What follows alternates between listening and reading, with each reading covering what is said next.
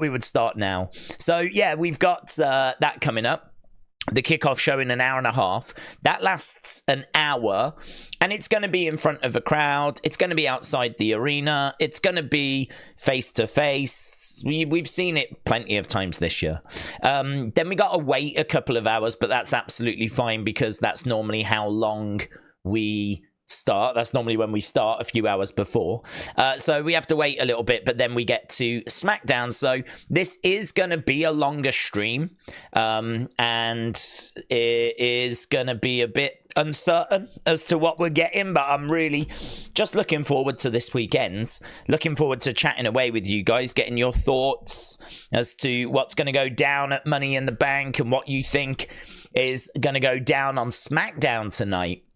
So we can get our teeth into all of that. We're certainly not stuck for conversation with the amount of stuff that's happening tonight. So, yeah, hence why we're here, and we are a little bit earlier than usual. Brony said, what time is the kickoff? It starts in less than 90 minutes. It starts 5 in Eastern time, 10 UK time, finishes at 11, and as we said, that's the time we normally start our stream anyway. So we are just starting a little bit early in regards to the kickoff show. Sometimes we start as the kickoff show begins, but I just thought let's just start. I'm free, I'm available.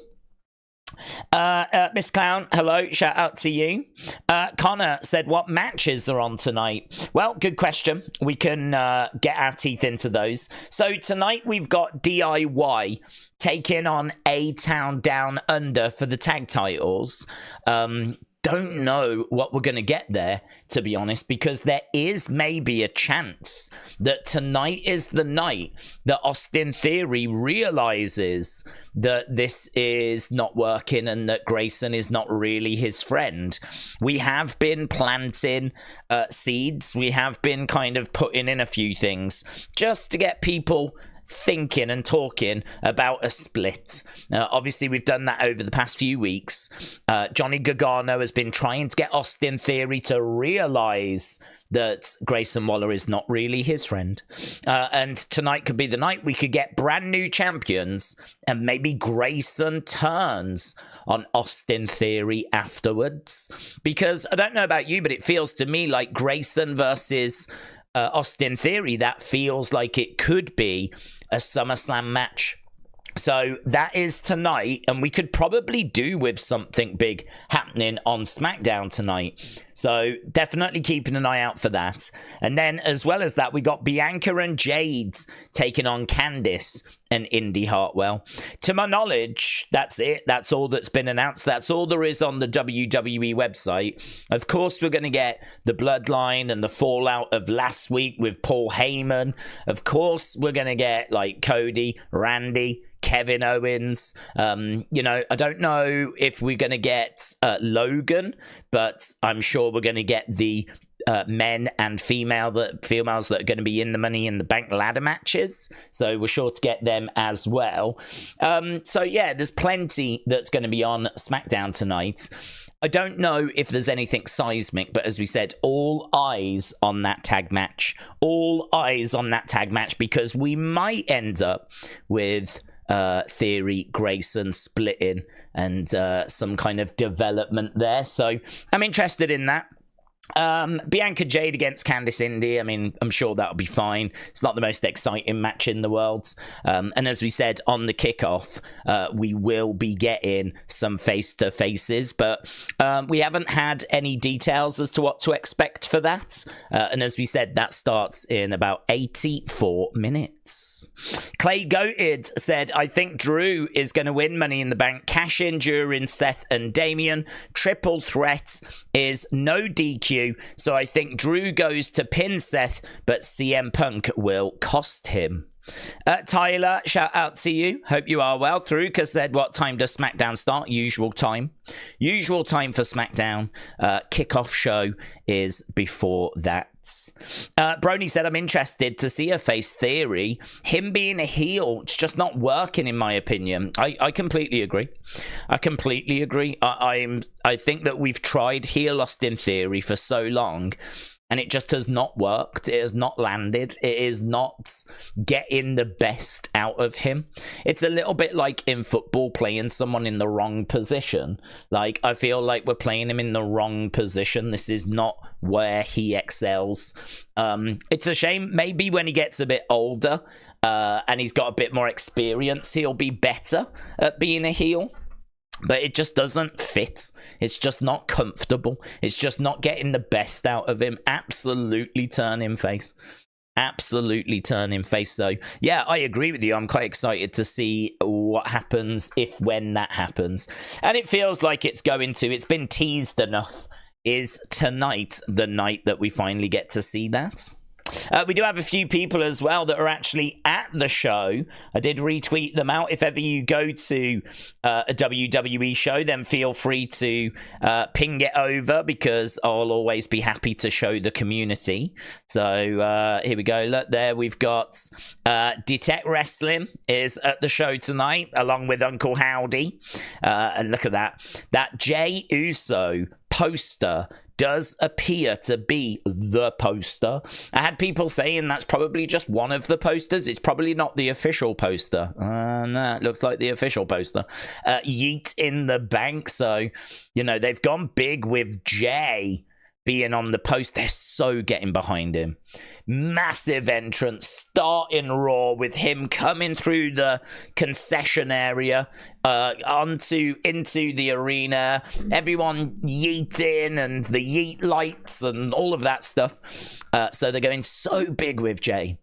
And here he is on the front of the official poster in the background. So love that picture. And then we got this as well from Uncle Revel. So that's really cool. I really like this picture because it really shows inside the shop as well. Look at this. I don't actually know. I'm guessing this is the Super Center or whatever. But what's all that in the background? They look like guitars or something. So I don't know if they're sharing a space or what's kind of happening. But yeah, you can get these special Toronto Money in the Bank briefcases. I believe they did the same last year with London. But you can see the normal ones in the background as well. Few shirts and whatever. So yeah, little display set up. Maybe this is in the arena. I'm not sure. There is a superstore though. I know that they have got a superstore. So Uncle Revel, shout out to you. It's always interesting to see those images. And yeah, it reminds me a lot of last year. It was this time last year that obviously in the UK, it was around this time, in the UK, we had Money in the Bank, and there was a lot of excitement, and we were doing Wrestling Shop Live, and the memories. So yeah, it was really cool. It reminds me that they did make some London briefcases, but there you can get some Toronto ones. And I love Toronto. I've been there a couple of times. I love that city. It's a really, really brilliant city, and I would definitely recommend going if you ever get a chance. Tea time! Shout out to you, my friend. Appreciate the support. Hope you are well. Tea time said howdy days. Howdy. How have you been, my friends? Check it, Oos. Oh, hello. We're getting a bit down here. Check it out, Oos.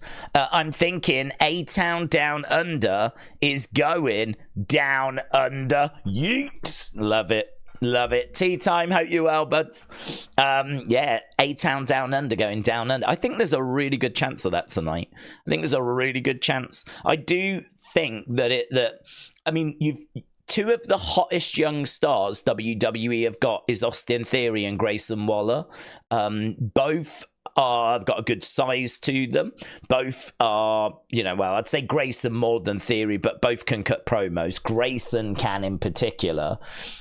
Grayson is a real sleeping giant, I think. He is someone that he knows how to be a heel so well. He's so arrogant. And have you seen the little videos where he's like putting down local areas? He's like, I can't believe we're going back to Scotland. All the women look like Shrek.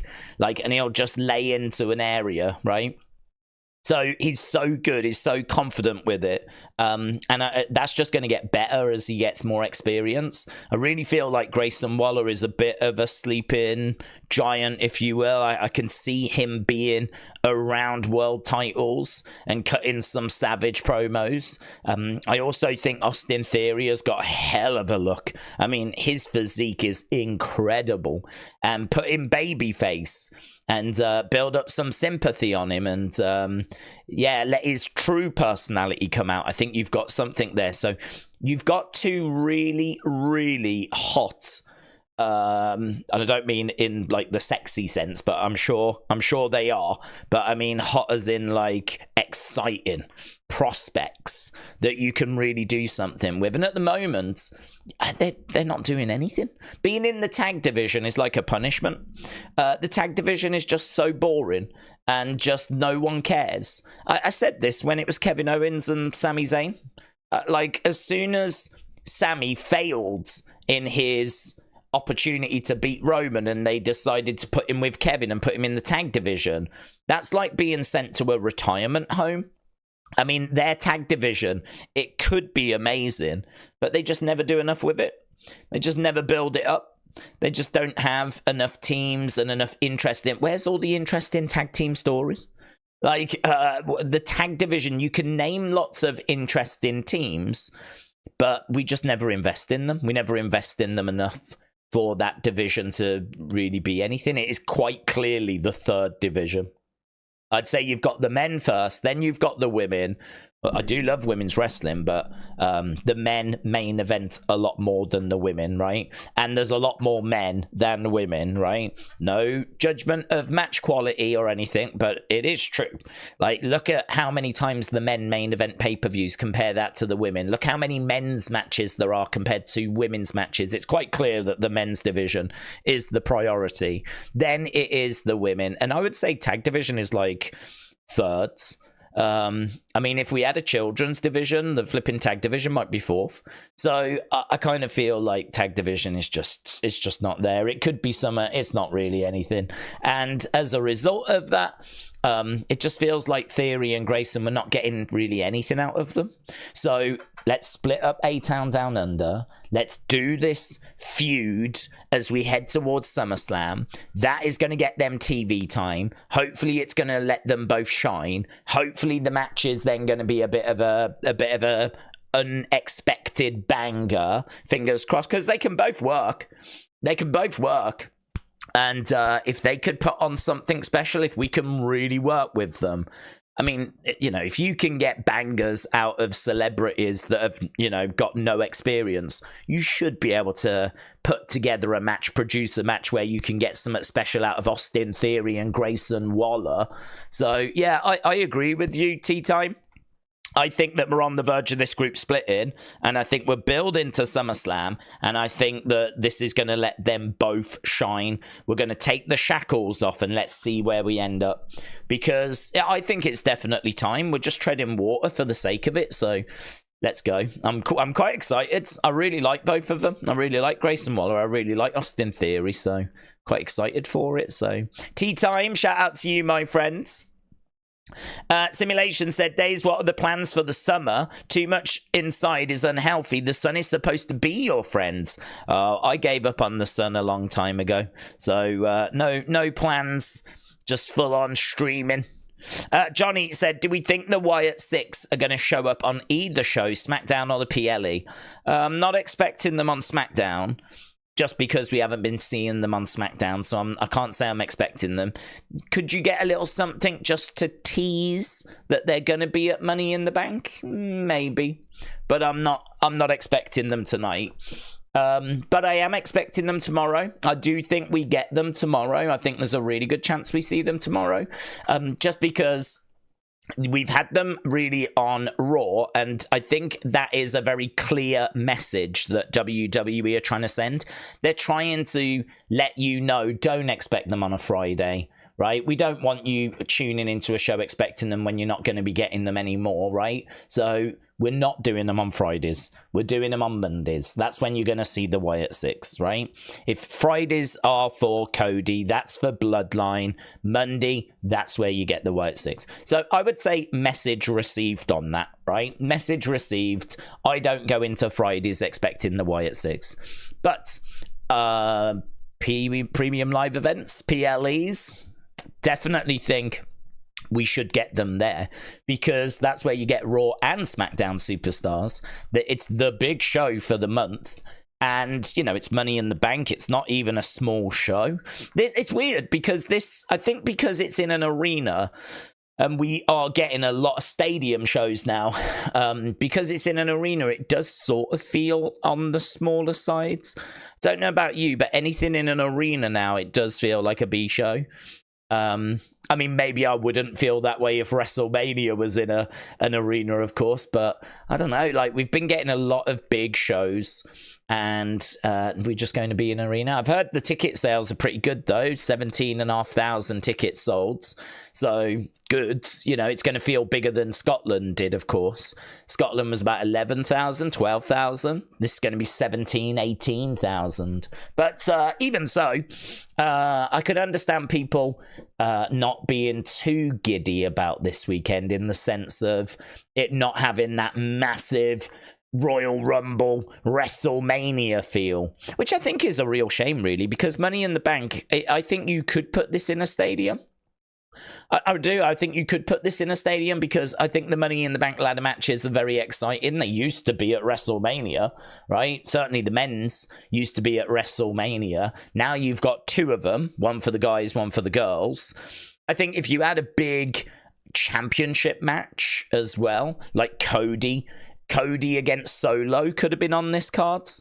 That seems like it's going to be what we get at SummerSlam, but we could have done it here. That would have added to the card, of course. I think Bron Breakker against Sammy is pretty interesting. I'm definitely down for that match. I don't think the card itself is bad. You know, Damian Priest against Seth Rollins. I mean, that could be, you know, WrestleMania. Quite comfortably, we had Seth versus Drew. So Seth versus Damian, that could be a WrestleMania match. So I don't know. It's a weird one. I feel like you could make this bigger. You could put this in a stadium, but they've gone to Canada, which is brilliant for WWE. It's a great crowd. And you can understand them maybe not wanting to do an arena in Canada just because of the weather. Although we did do, obviously, WrestleMania 6, but I think that was in the Sky Dome, wasn't it? And I think it was all covered. Maybe we could have done this there. I don't know. Does that building still exist? Is there still a Sky Dome? I'm not sure. But either way, we're in an arena. I can understand people thinking that it's going to be feeling a little bit small, but I am honestly excited. I think it's a good card. But let's go down. Someone at Creative forgot to put the pipe down. You have a kickoff show the same day as the show. Things are amiss, says Al. It all started with those QR codes. We need to get it back together. Yeah, I do agree that putting a kickoff show on a Friday is a little strange, but I think it's meant to kick off the Money in the Bank weekend. So actually what they do now is they do kickoff shows just before the SmackDown, and they do countdown shows just before the premium live events. So it is a bit confusing because we have called those countdown shows kickoff shows before, but I think they're really trying to make this now a Money in the Bank weekend. So this is the kickoff to the Money in the Bank weekend. Maybe they could put that in the thing, Money in the Bank weekend kickoff. Maybe they could just add the word weekend and it would make a lot more sense. But it is the kickoff show in just over an hour for Money in the Bank. This is where we get the face-to-faces outside in front of the crowds. Historically, that hasn't resulted in anything massive, any huge moments.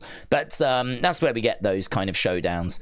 Then we got to wait a couple of hours, which, as we said, is fine, because we normally do start a few hours before SmackDown, and then we get to SmackDown. So it's a busy one tonight. And we'll be starting early tomorrow as well, because we do get the countdown show tomorrow. And we will be starting a few hours before that countdown show so that we can chuck some thoughts around and get to your comments.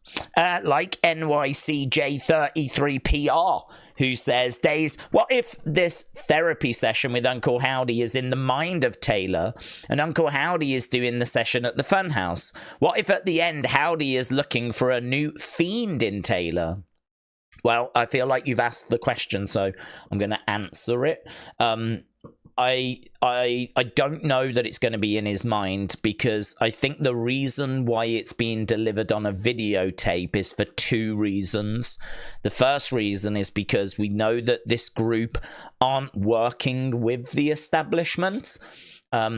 I must admit, I didn't really think about it at the time, but having those characters standing in front of blue lights the way that they were being presented, I could understand people asking some questions about that, because they're not supposed to be working with WWE. You know, they're very anti-establishment. They caused a massacre in Gorilla, right? I didn't worry about that, to be honest. I didn't even think about that, about them standing in front of those blue lights. It's some blue lights, right? But I could understand some people questioning that. But the reason why it's being delivered on tape is for that reason, because they're not delivering these tapes before the show saying, can you play them on the show, and like working with WWE. We're actually seeing the moment the tape gets delivered, right? We see the moment that WWE get handed this footage for the first time in storyline, right? For the first time. So that's part of the reason why it gets delivered that way. But I think the other reason that it's on a tape is so that you know that this is recorded footage. It's been recorded, it's been captured, it's been put onto a tape. And I don't know how you would capture like someone's thoughts and how you would capture looking inside someone's minds. Add in the fact that this has, there are reports that they're trying to make this more realistic and not as supernatural. I don't know. I don't know that I can go with this, what we're seeing being in someone's mind. I think that this is recorded footage that's been captured on a tape. And I know some people will be like, well, how do you do the two people on screen? Well, they are actually doing it. Like, it is actual video editing. Like, it is possible. They are doing it for real. Like, you can quite easily edit that. So it is pretty funny to think Uncle Howdy sat at his computer editing a videotape. But, it can be done because they are doing it. So I think that for me, it's that rather than it being inside someone's minds. And I think that might be part of the reason as to why it gets delivered on like the videotape. In regards to your other comments, which I might have lost, which was about trying to get Howdy is looking for a new Fiend. Yeah, we did a really good video on the second channel. If you're not following the second channel, then you're missing out on a few things. I don't put everything onto this channel. I think we've got a really good system now. I'm really pleased. I'm probably as pleased as I've ever been when it comes to how we use the two channels. It's always been a problem for me. I've never quite known how to use it, but I'm really pleased with how we use it now. So this channel is live streams, it's Wyatt 6, it's Unseen. If there's some big breaking news, it'll go onto this channel. Toy hunts will go onto this channel. So that's kind of what this channel's for. It's the big stuff that I know you guys really enjoy, right? The other channel, that's kind of more the stuff that I suppose we do because we're sharing thoughts and we're talking as a community, and I want to do them quite regular. It's, I suppose I know that the content we put on this channel is gonna get like the views because I know that people are interested in it. Some of the stuff we put on the second channel, it's not really for views. It's more like let's have a chat, really. So I really like the way that works. But we did a really good video where I said, tell me what you think there you are and I am nobody, I am all of us means. What do you think those two phrases mean? How have you interpreted those? I asked for your feedback on my Twitter account. So again, it's worth just keeping an eye on the Twitter account because I'm constantly asking for feedback. I asked for feedback earlier about what were your thoughts on Money in the Bank. Who do you think's going to win? I did a whole video on that earlier today, and that went on the second channel as well. So we've got a good little system going. But what came out of that video of "There you are, I am nobody, I am all of us," what came out of that is people said "There you are" consistently. They kept saying, that is Howdy seeing the darkness inside Bo. There you are. That's it. That's what I want to see. Like he's reveling in seeing Bo and that darkness in there. Maybe because he knows Uncle Howdy that he can use that darkness, or maybe he even needs that darkness. Now, how that darkness is going to show itself, don't know. Does that darkness show itself as Uncle Howdy? You know, can Howdy only get into Bo and show himself when that darkness shows? So as soon as he sees that darkness, it's exciting to him because that gives him an entry. That gives him a way into Bo, right? That's why, like, as he was getting all worked up and upset, he was like, there you are. Because he knew that those were the moments he needed to kind of get into Bo and be one, right? Or is it a case that he is trying to bring out that darkness, not because he needs it so much, but because he's trying to get Bo into a place where he can channel the Fiend? And are we starting to see him trying to bring the Fiend out of Bo? This is a real divisive one, because some people don't want to see the Fiend again. That was Bray's thing. And some people are like, well, I don't mind, because I think Bray wouldn't mind. And I think that the Fiend character is a character that was very much loved. So, you know, just because Bray has passed away, I'm sure Bray would want that character to live on. We want that character to live on. Let's allow that character to live on. So there is like two schools of thought. And I personally don't mind seeing the Fiend again. I do understand it's going to be different. It will not be the same. It cannot be the same because it's not Bray. But I sort of feel like that's okay. I think as long as you explain that, you know, like maybe Bo could be confused. Like, how can I have the Fiend? And maybe somehow we can explain it so that it's clear to Bo and clear to us as to how this can even happen. How can this happen? That was Bray's darkness. How can that happen? How can I have Bray's darkness? Well, you know, it could be easily explained that you carry Bray's pain now. Like the pain of losing Bray, that has manifested itself into Bray's darkness. That is Bray's darkness. And that is the Fiend. And maybe you could find a way of like just finding an explanation like that. Like I'm sure there are ways of explaining it and ways of getting there. Or maybe Howdy can just say he found Bray's darkness wandering around the abyss, and now he's trying to bring him through, or something like that, you know. And then, of course, when we see him, he's going to be different because it's going to be Bo's body and not Bray's body. But there's some people thinking maybe Alexa could do it, maybe Braun could do it. You know, there's lots of different thoughts. But as we said, there are people out there saying, no, let's not have anyone. Let's not have anyone do it. So, yeah, I don't mind, though. I don't mind that. So, NYC, I personally don't mind if we channel the Fiend in Bo.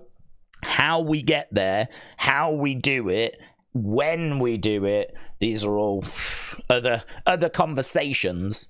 But I certainly wouldn't be against it. But I don't think we need it now, to be honest. I think what we need to do now is introduce these other characters, and we need to get explanations as to why they joined. I think we would all love that emotional Rowan interview, because Rowan is the only one from the OG Wyatt family.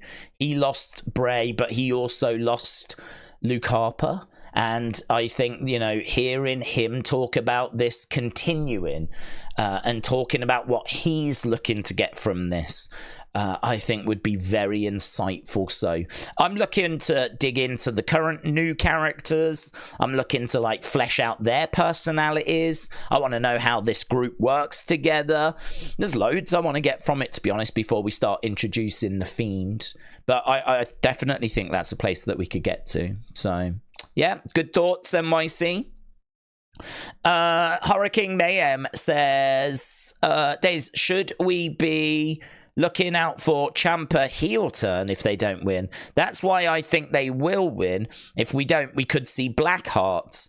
Maybe. I mean, to be honest, he's been goofing around online trying to RKO Randy. So for him to suddenly turn on Johnny, it would be completely out of nowhere. It's not something that I'm necessarily looking for, just because I think it's more likely that Theory turns face and joins up with Johnny and with Tommaso. So I can't say I'm expecting that turn yet. I mean, look, every group at some point you've got suspicions about, because historically the majority of groups will turn on each other. So yeah, definitely I can understand where you're coming from. And obviously they had a massive rivalry down in NXT. You could understand them wanting to rerun that, but I don't think DIY are anywhere near over enough to do that split yet. I mean, I think they need to be tag champs. They need to be in a lot more segments. They need to be a lot higher profile so that when the turn happens, people actually care. If Tommaso turned on Johnny right now, I don't know that the casual fan would really be that bothered, because I don't think DIY have massively established themselves. Like, they definitely need tag title run first, and it needs to be high profile, really good. And then maybe you could get people to care. So I get where you're coming from. I feel like we're probably quite a long way from it, though. Simulation said, after news emerged about a lot of WCW pay-per-view names being trademarked, do we think it's because they don't want Vince to make a new WCW, or is it to make new PLEs? It won't be anything to do with Vince. Nothing to do with Vince. Not for a second did I think it was anything to do with Vince. No, don't expect that. He hasn't even got the WCW trademark. And if he started a new company, could you imagine him coming back and starting WCW? Like that? No. The word on the street is that Vince is looking to start something, but it's not a wrestling business. Because I think we had a conversation the other day, like there's no room. You know, where would your roster come from? Where would your roster come from? Who wants to work for Vince now, considering everything that's happened and is still happening? Don't forget, this case is still going and actually is being investigated by the feds now. So it's not only a case that is being investigated and, you know, is going through with Janelle Grant, but now, like, that case is on hold and the actual US government are now starting to have a little look at the situation. So he's got a whole world of pain on his flipping plate at the moment. So, but apparently he was looking to start something, but it was not a wrestling company. That's what the streets were saying. So I don't believe it to be anything connected to Vince. But yeah, we did talk about this during Unseen. Like, why are they trademarking all of these WCW PLEs? And I don't know. I mean, they're definitely going to use them, but are they going to use them as new names for just NXT? Is it a case that we're going to use them for, like, you know, we did In Your House, for example, and we've done Halloween Havoc down in NXT. So is it that they're looking at their premium live event portfolio for NXT, maybe looking to add some more, and maybe they want some classic pay-per-views from the past? So maybe it's something like that. Perhaps it'll be NXT Super Brawl, NXT, you know, they're going to go that way. I kind of think that's probably the most likely thing. The next, well, I don't know if it's the next most likely thing, but, you know, they could change main roster pay-per-view names, right? They might want to update Fastlane. They might want to update Payback. You know, they might want to change those.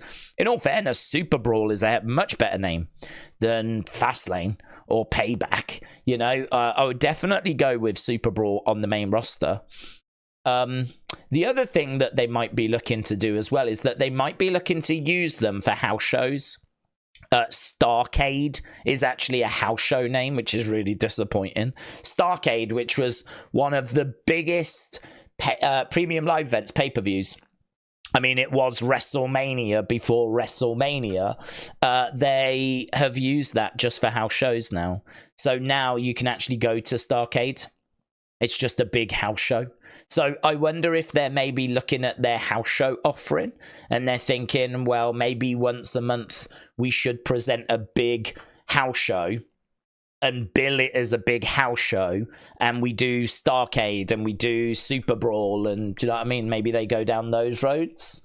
The outside bet is that they're going to start WCW as a new brand, and that's going to be a whole new brand with its own roster, and it's going to have its own pay-per-views. It's going to be like a NXT type thing, but it'll be like another brand. There's no reports of that, and that is quite a leap. That is quite a jump to get to that just from a couple of pay-per-view trademarks. That's quite a jump. So I would love for it to be that. I would love for us to have Raw, WCW, and SmackDown. I would love for us to do that, but I don't think we're going to do that. I think that it's probably just going to be some NXT pay-per-view names, or as we said, maybe they use them like they do Starrcade, and it's just going to be the name of some live event shows. So those are my thoughts on that, but I haven't heard any word on the street as to what it actually is, to be honest. Jessica said, when do we think CM Punk will compete since he's medically cleared? SummerSlam.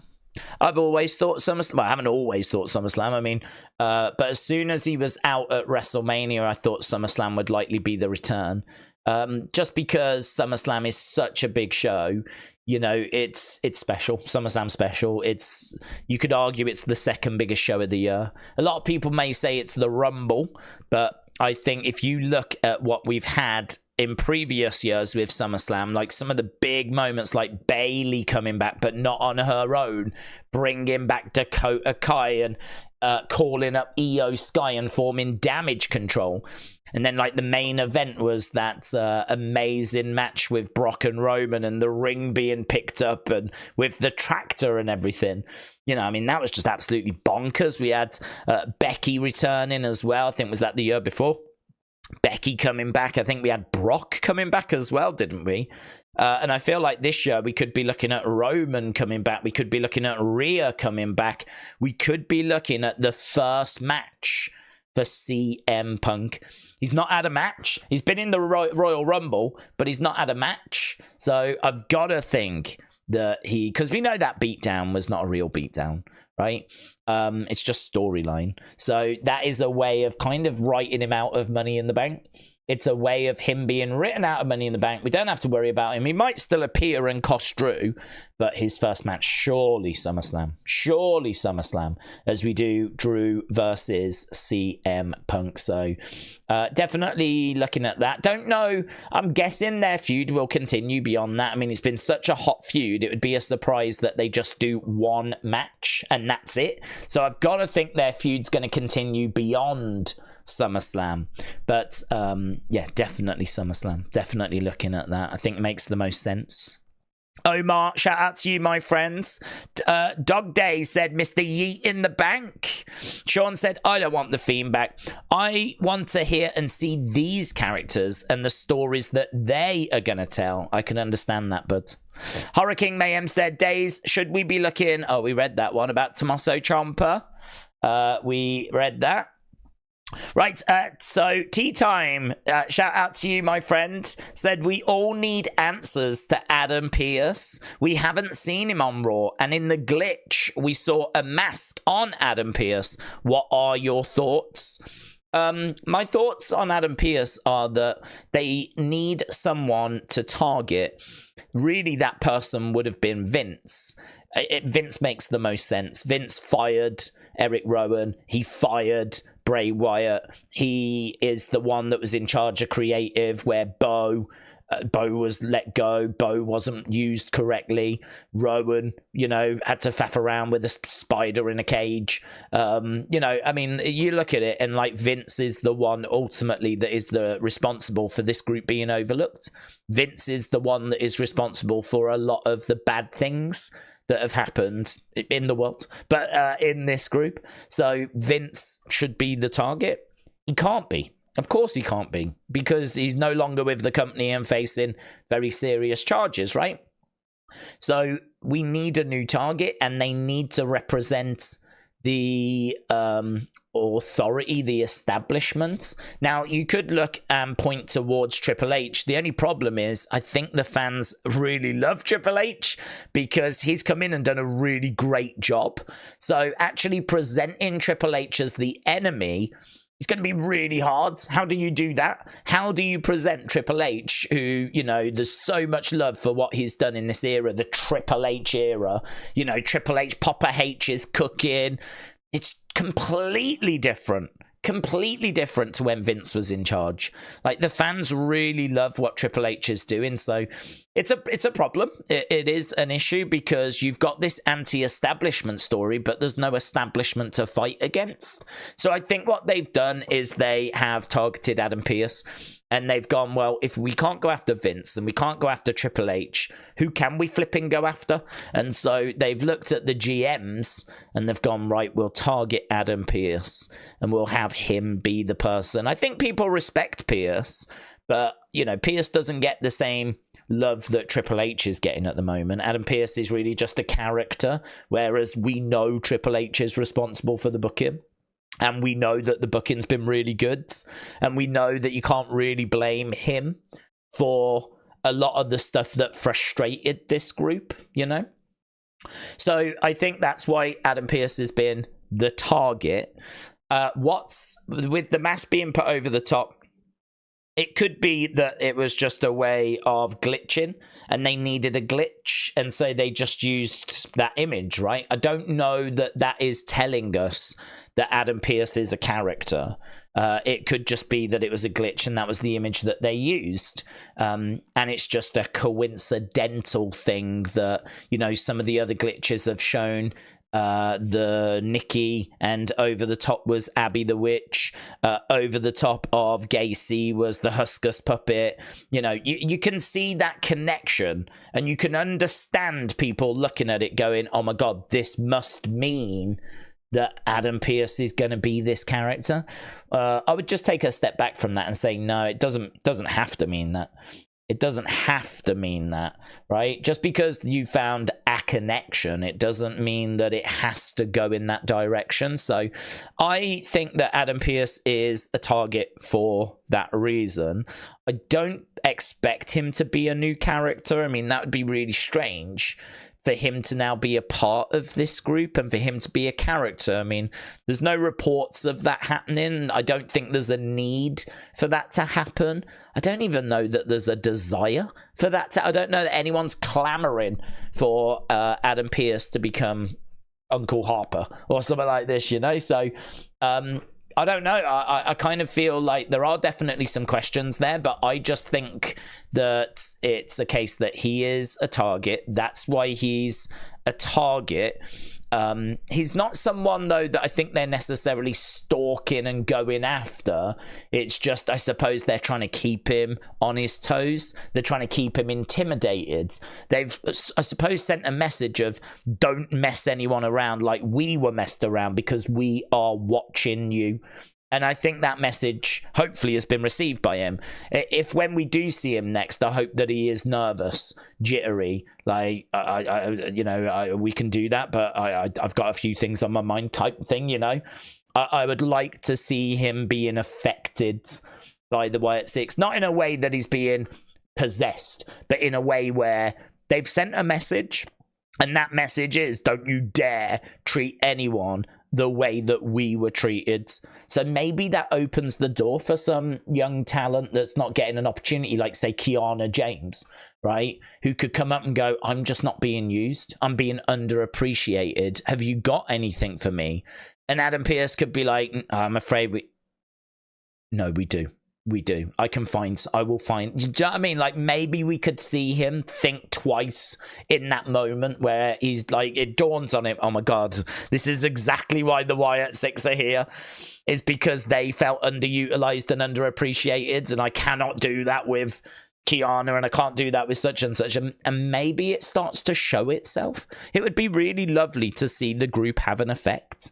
It'd be really lovely to see that this group is actually making a difference, because I think that's what we want to see. We don't want to just see this group arrive and threaten and end up in matches, and that's it, right? I think we would like to see this group have an influence, have an impact, make a difference, and that is a way I think they could do that. They can make a difference that way by having Adam Pearce and people in power think twice before maybe dismissing people they would have dismissed before, and that would be a great way of making an impact. So I'm not expecting... that's kind of where my head's at. I'm not expecting him to be a character or anything. I think it is interesting that that thing flashed over his face, but I equally don't think that everything like that has to mean that it's definitely going that way. You know, we know that there was lots of little things that they put into Nightbirds, which were there just to, like, you know, just to add a bit of color. And I think that could be what this is as well. You know, we spent a lot of time digging into stuff. Do you remember that hidden picture behind the flipping article? And we spent ages trying to figure out what it was, and then it turned out to be a copyright-free newspaper image. And I don't even know why it was there. I don't even know why they put it there, unless they put it there for lols. Unless they put it there because they were like, oh man, someone might pick up on this, and they'll spend all that time trying to work it out, and it'll turn out to be nothing. Because we spent flipping ages on it, and it didn't lead us to anything. So I don't know. I kind of think like not everything's gonna go maybe where you think it's gonna go. I think some things are maybe just there to provide a bit of color. Some things are there to muddy the water. Some things are there to just keep you on your toes, keep you guessing, keep you thinking. Which is no bad thing. I mean, it would be a shame if everything they gave us, we just worked it out like that and we're like, right, next. Do you know what I mean? But they do kind of mix stuff in there. So for me, I'm leaning towards that.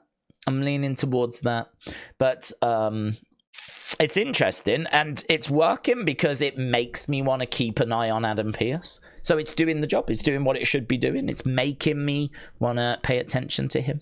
So, love that tea time. Lots of stuff there for us to explore and get our teeth into, and that's exactly what we love doing. So, tea time, appreciate the support, my friend. You know that, and some excellent thoughts and comments as usual.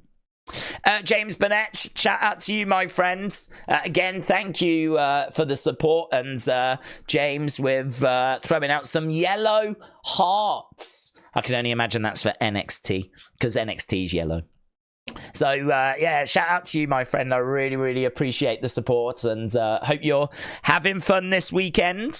It's a big weekend this weekend, actually. Not only have we got Money in the Bank, of course, we've got NXT Heatwave. That's on Sunday. We'll be live for Money in the Bank tomorrow. We'll be live for NXT Heatwave on Sunday. We'll be live for SmackDown tonight, Raw on Monday, NXT on Tuesday. It's a big flipping weekend, and I'll be getting your opinions, your thoughts. I want your opinions as to what you thought about Money in the Bank.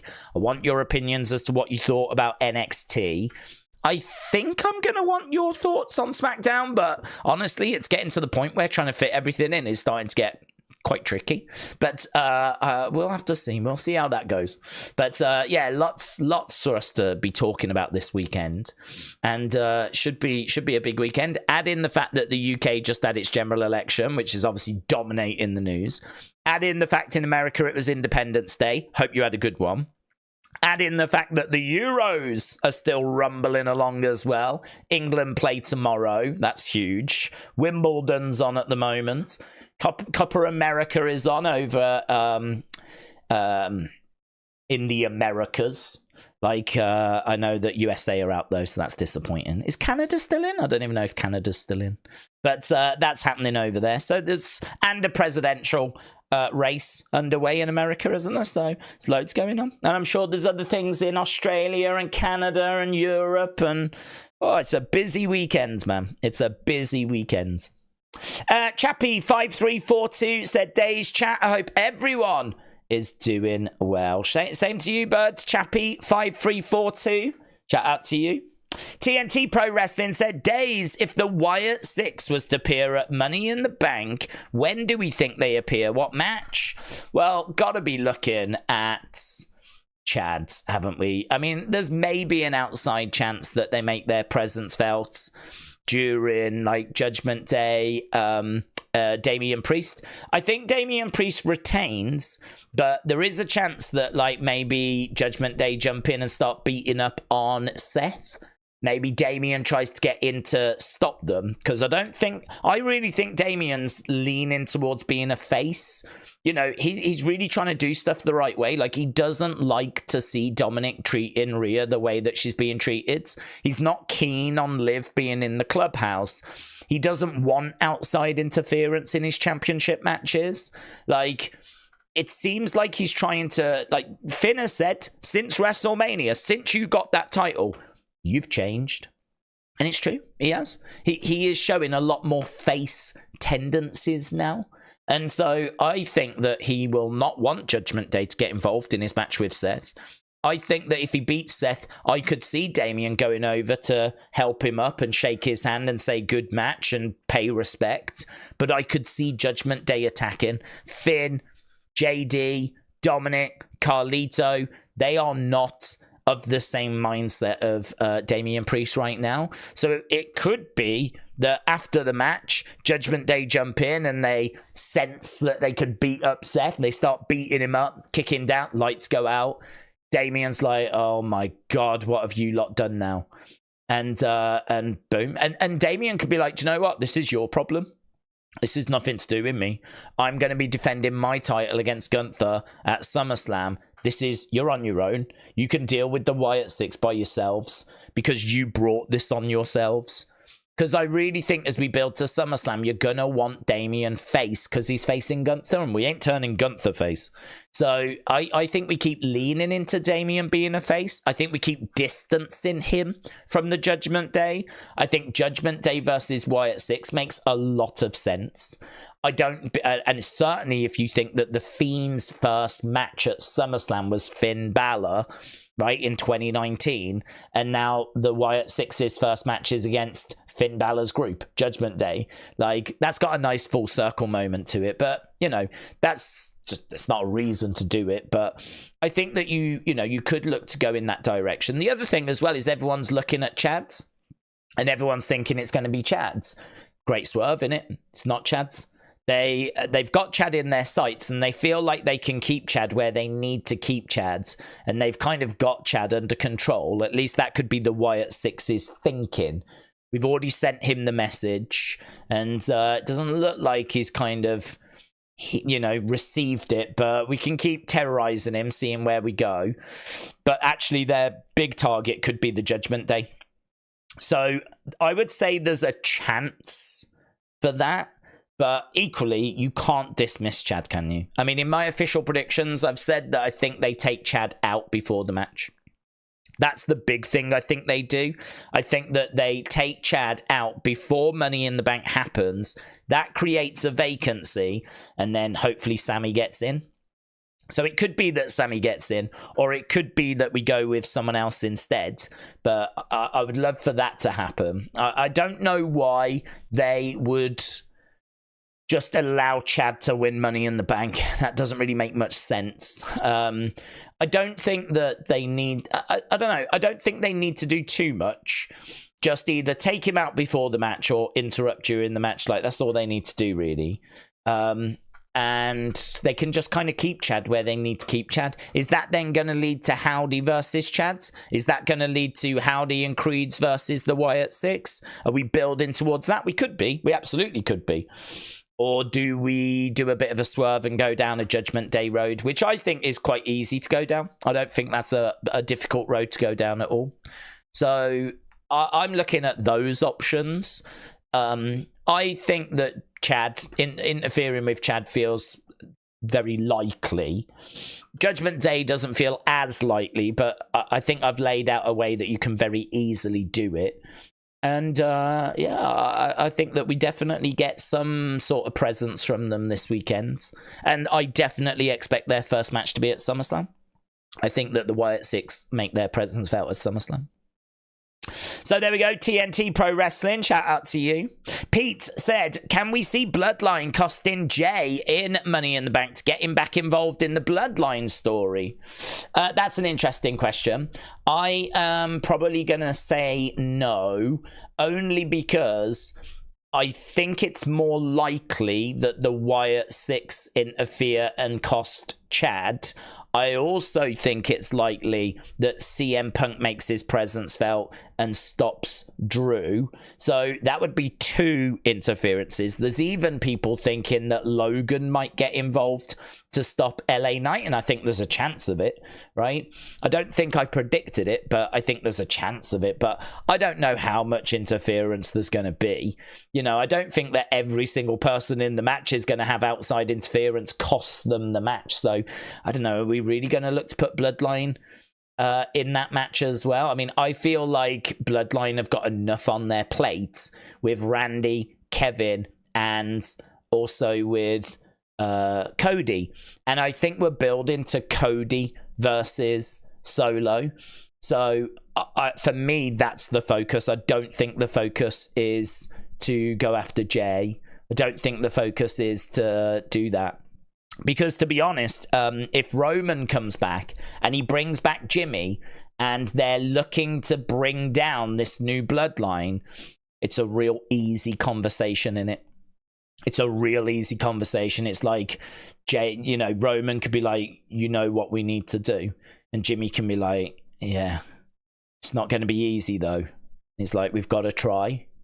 And that they could leave it there, right? And we'd be like, oh my God, what's he doing? What's he doing? And then boom, on Raw, they rock up to have a word with Jay. Like, I think you can very easily get Jay involved, and it doesn't require the bloodline attacking him.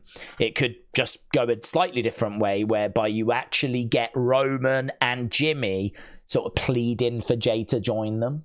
So I feel like that is probably more likely, just because how much outside interference are we going to get in Money in the Bank? Are we really going to have Bloodline getting involved and Wyatt Six getting involved and Logan getting involved and CM Punk getting involved? Are we really going to get all of those? Probably not. So which ones would you take out? Maybe some people out there will be like, well, I think only Bloodline are going to get involved. I don't think Drew gets involved. CM Punk gets involved. I don't think Logan gets involved. I don't think the Wyatt Six get involved. I think it'll just be Bloodline. And I would say, fine, fair enough. I can't really argue with that, other than I don't think Bloodline need extra storyline at the moment. I don't think they need to just start and pick a fight with Jay when they've got so much on their plate already. And I personally think there will be others that get involved in that Money in the Bank ladder match. I don't think it'll be Bloodline. So I get the thought, though. I just think that to get Jay involved, there's probably other ways that you can go about doing it. But again, we'll have to wait and see, Pete, because many different ways to get to the destination. I think we kind of know roughly where we're trying to get to, and there's many different ways of getting there, so they absolutely could, but all I can go with is kind of what I'm expecting, and I wouldn't be expecting that. Niall said, technically, Triple H helped them come back and be noticed. That's true. That's a good point, actually. Technically, he is responsible for this group returning, so, and I think people know that as well, so it's a tricky one, though, because he is in the best position to be he's the head of creative now. You know, if he was a heel and he was like more like Vince was head of creative, but he was a heel. He heeled it up all the time, didn't he? But that's not the way we've gone with Triple H. Triple H comes out, the place goes bananas. So I think it makes him very hard to target, because I really don't think the Wyatt Six are looking to go after heels. I've said this. The Wyatt Six wants people to like them. They're trying to do a noble thing. They're trying to help those that have been overlooked, underappreciated, pushed to the side, neglected. That's a very noble thing. So I kind of feel like they're not really looking to upset the crowds. I think that as a result, going after Triple H dicey. This is why I never thought they would go after Jey Uso, because he's one of the most over people right now, and what are you going to get out of it? You're not going to benefit. If he goes after Jey Uso, some people will side with Jey Uso, and so you're splitting the fans, you're splitting the crowd, you're making them choose, do I want to support Wyatt Six or do I want to support Jey Uso? And you don't really want to do that. It'd be a lot better to have them go after Imperium, where everyone can get behind the Wyatt Six, or have them go after Judgment Day, where everyone can get behind the Wyatt Six, you know? And that would be the problem with Triple H, I think. You'd have some people that would side with Triple H because he's been so good with his booking. Thomas said, Wyatt Six will take out Chad's. Gacy could then go in Money in the Bank as a last resort and win it. He might never cash it in to slap the establishment in the face. It's an interesting thought. Could it be that we do see a member of the Wyatt Six getting involved in that match, but actually winning it and not cashing in? That kind of disrupting the Money in the Bank match and causing chaos, that's something that's been floated. It was in the video that we did for people's Money in the Bank predictions, and we touched on it on social media about like them taking everyone out and no one winning it and it just being absolute chaos. Or as you've just said, maybe it's a case that he enters, wins, and no one wins it. I'm not sure about going that way just because I think people love Money in the Bank. And I think that what we just said of not losing the crowd, I don't know that you want to go down that road of frustrating fans. Like, you will have people going, oh man, that sucks. I love Money in the Bank. I love cash-ins. And we've just been robbed of that. We've just been denied that. And some people will struggle with that, to be honest. They won't appreciate the fact that that has now been denied them, which I totally could understand. I could totally understand that. So I get the anti-establishment thing, but do you want to do that at the risk of upsetting the fans that love Money in the Bank as well? Because actually, Money in the Bank, I would argue, is a great way for a mid-carder, someone like Sammy, who never gets a title opportunity or rarely gets a title opportunity. It's a great way for him to win the briefcase and get himself a title match. It's actually a great weapon for the underappreciated, the undervalued, the underused to actually get into a match that they wouldn't normally get into. So it would be a bit of a strange one for the Wyatt Six to want to derail, because if anything, I would think the Wyatt Six probably appreciates Money in the Bank because it has elevated a lot of mid-card talent into that main event scene. In a way, you could make the argument that it has actually broken up the establishment being the established main event stars. You know, we found a way of getting Damian Priest into that main event scene, not because he won loads of matches and naturally got there, but because he had the briefcase and he could come running down. Dolph Ziggler, who struggled as well to kind of get loads of world championship matches, he was able to come running down and cash in and actually get that. You know, Baron Corbin carried it for a bit. Otis carried it. I mean, I know that the cash-ins didn't go the way that you would want, but it is a good way of getting those mid-card stars into the spotlight more. So if anything, I'd think the Wyatt Six would appreciate it. So for that reason, I don't think that's the direction it goes. But I do like the idea of the Wyatt Six tearing something down and denying it. But I think it would need to be something which, I don't know, the fans don't like. And I don't know what that would be. Maybe if there was like a heel champion, like say Logan, and he said he was going to choose his challenger, and he chose just like, I don't know, Grayson Waller, right? His friend. He's like, I really see something special in Grayson. I'm going to give Grayson this opportunity. Grayson hasn't earned it. It's you know, it's a bit dirty. I could see the Wyatt Six getting involved in that. You know, that's the kind of thing I could see them standing up against. Grayson hasn't earned it. He's only got there because, you know, he's the friend of Logan, and I could definitely see that being something the Wyatt Six would be interested in destroying, but I don't know about the Money in the Bank ladder match. Cho said, imagine Wyatt Six take the briefcase and they do hold it hostage, and then they bestow it upon someone who was wronged, who they deem worthy, after they lay out whatever champion, says Cho. That's better. I could get with that rather than just throwing it away. They hand it to someone. Would that work, though? Would that person be allowed to then... I mean, if you surrender the Money in the Bank... we've never seen someone just hand the Money in the Bank over. So, I mean, it would set a new precedent. So, I mean, I can't see why you can't do it. If you win Money in the Bank and you want to hand it to someone else, then why can't you do that? That would be better, actually. I'd be down with that, because that solves the problem that I just said. I think that they wouldn't want to ruin the cash-in for fans. Fans love a cash-in.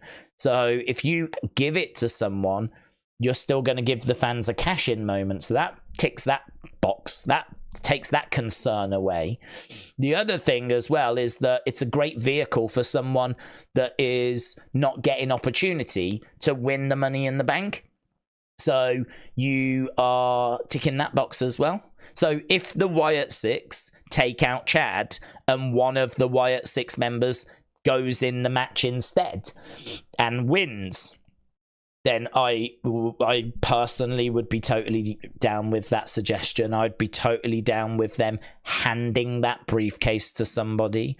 The only thing is, would you get a load of fans going, oh, they didn't really earn it, they just got given it, they shouldn't really be money? Because you know what fans are like. Would it just, no, you know, anything like that? I suppose it depends who it is. If it's someone that really has earned it, really, like, the fans agree, no, they deserve it. But, I don't know, you will get, say, if Joe Gacy wins it and denies, say, Jey Uso from winning it, and then he goes and gives it to flipping Apollo Crews or something, I don't know, would you get loads of complaints? I think you probably would. But I'm a lot more into that idea than them winning it and just throwing it in the river or something, you know? I'm into that idea more than them winning it and just, you know, flipping chucking it in a trash can. I definitely think they should give it to somebody. If it even goes that way, it might not even go that way, though. You know, my prediction is they'll take out Chad and Sammy will take the place. Brony said, Days, apparently Meltzer is reporting that Seth Priest is going to be the main event, which unfortunately does raise the possibility of Drew winning Money in the Bank and Punk costing him after he cashes in. I don't know, actually. I don't know if it... Well, does it raise that? I mean, what I would say is that whoever wins Money in the Bank, it raises the chance of them cashing in the same night, not just Drew. I mean, if Sammy wins it, he could cash it in later that night. If anyone wins it, they could cash it in later that night. But yeah, I do get where Brony is coming from, because I do feel the same. I'm not a fan, and I could be in the minority on this one, but I've said one thing you'll get here is honesty, and I don't just say something. I always try to back it up with reasoning so that people can at least understand where I'm coming from, right? I don't want Drew winning Money in the Bank. I don't want it. I don't want it because I don't think he needs it. He main evented WrestleMania, but he was in like the World Heavyweight Championship match for the title. And then again at Clash at the Castle. Like, he is someone that gets title opportunities just naturally. He is a main event star. He isn't, like we said, we've just been talking about mid-carders and how Money in the Bank can get them to that main event scene. For me, that's not Drew. Drew is someone that already gets those opportunities. So why put the briefcase on him? You would only put the briefcase on him so that CM Punk can deny him, basically. CM Punk can deny him and take that title away. And I just think, what a waste. What a waste of a Money in the Bank. You're going to have Drew win the Money in the Bank. He's then going to go to cash it in. Punk's going to deny him. And that's it for this year's Money in the Bank. And all it does is just build a bit more heat on a feud that's already red hot. I mean, CM Punk and Drew is done. It's built. I mean, it's red hot. It's personal. They hate each other. We don't need to sacrifice the cash-in. We don't need to throw a cash-in away just to add a bit more fuel onto a raging fire already, you know? It's kind of like we've got this massive bonfire burning away, and we're going to chuck another little piece of wood on it when it doesn't need it. And actually, you know, people love cash-ins, and it would be a wasted opportunity. It would be a wasted cash-in. And that's not something that I would celebrate. That's not something I would be excited about or I would be looking for. I don't think it's clever. I really don't like it. I don't see... I think the benefit is so small compared to the sacrifice. So it's a direction that I really hope that we don't go. But it could happen, couldn't it? It could happen. They might look at it and might go, well, do you know what? We haven't really got anyone that we want to have a successful cash-in, so we're going to do this year. And so they might end up doing it. I mean, if it goes that way, I'm not going to cry about it. I won't be, like, thrilled. It's definitely, of all the options, Drew's the one I want to win the least. I think rather than cheering for someone, I'll probably be cheering against someone at Money in the Bank, and that'll be Drew. Like, I really hope CM Punk comes in and tips the ladder over and costs him during the match, because that way he can still cost Drew, so you still get that little bit of extra wood on the fire, right? But it doesn't sacrifice the cash-in. Why go to the length of having Drew win and then deny him when you could just deny him during the match? It could be there is no one around and Drew's climbing and he's gloating and he's there, and then all of a sudden he looks down, there's Punk, there's AJ Lee. There's a few people wondering if AJ Lee might get involved, and oh man, that would be sick if she does. That would be sick if she does. So for me, I would look to go in that direction, but you know, it is what it is. As I said, I'm not going to cry tears if it does go that way. It's just not the direction I'd be looking for, and I get the sense it's not the direction Brown is looking for either. NYC said probably the Wyatt 6 will give it to Otis. He deserves it. He never cashed it in. They never gave him a chance, and it was wrong. That's a great shout. That's a great shout. That might explain as well why they've really been building up the sympathy for Otis again, because they are really trying to make him a bit of a breakout star again.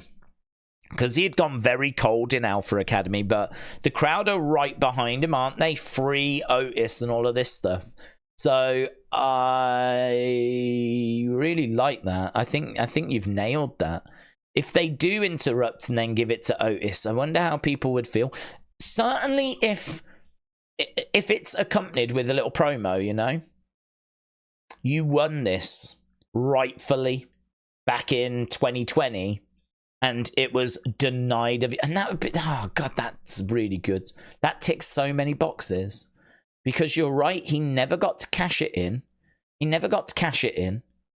And he did legitimately win it. Well, didn't it fall into his hands, technically? Someone got it, and then, like, it fell into his hands, because he couldn't climb the ladder, could he? Every time he put his foot on the ladder, the step would flip and break. But I do like the idea of the Wyatt 6 trying to right that wrong, and saying, here you go, here's your opportunity back that you were robbed. That's what the Wyatt 6 should be doing. They should be doing stuff like that. I think that's really good. Metal Mama said they must enter the funhouse to retrieve it, and that would tie into something with all the Uncle Howdy passing it off to someone worthy.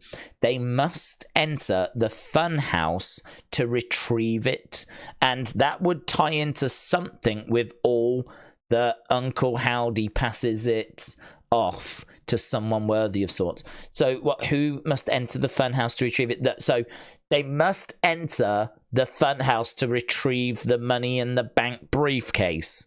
So they leave it in the funhouse and say, first one to come and get it gets it.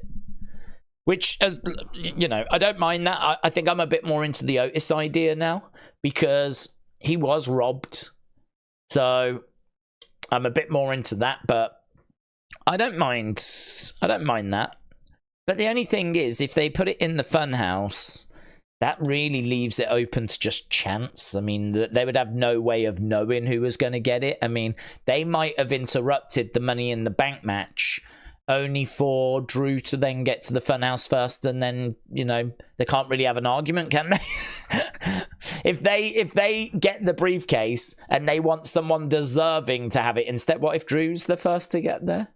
I mean, obviously you just don't go that way, and you would just have Otis be the first to get there, but then I would counter it by saying, why not just give it to Otis then? So I think I'm stuck on the Otis idea now. I really like that. Carl and Dawn said, since you wore the grey hat, it's gonna be that Jay wins. Ba-ba-ba-ba. Thank you, my friends. Yeah, the grey hats. I always like to break it out for special occasions. Tricky Detective, shout out to you. What's up? Tricky, shout out to you, my friends. David said, if Otis cashes in with the briefcase, it could be revealed that Chad Gable has switched cases and the Otis case has just got peanut butter tuna sandwiches inside. Well, I don't know that Otis would be too down on that, to be honest. One thing I know about Otis is he does love his food, so he might not be too disappointed if he opened it up and found sandwiches inside.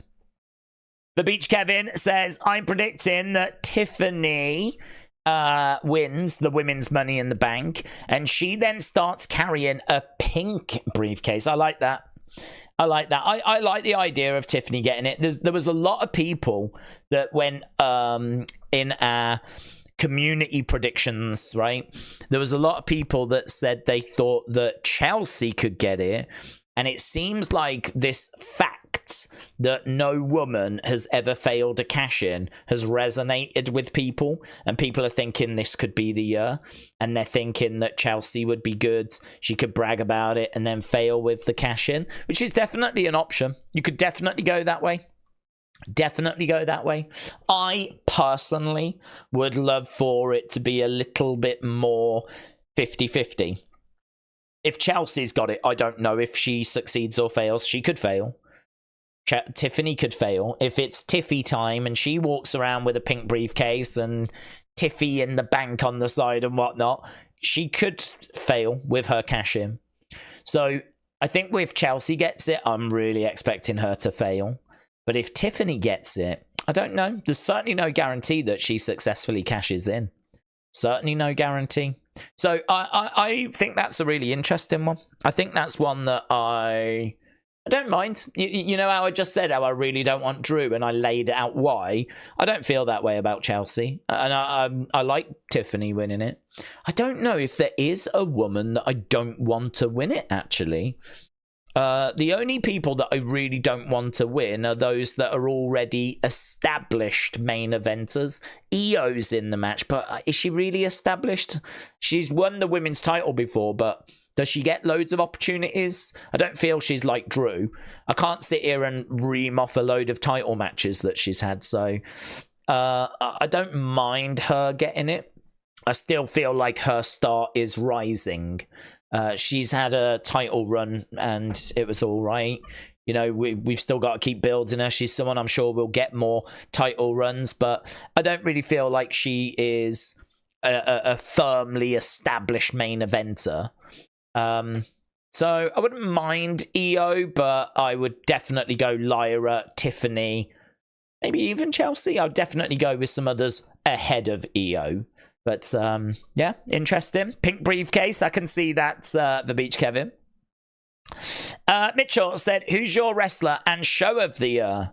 Well, I think show of the year would have to be WrestleMania. I mean, that's a hard one to not pick, really, with everything that happened with the build and Cody finishing the story.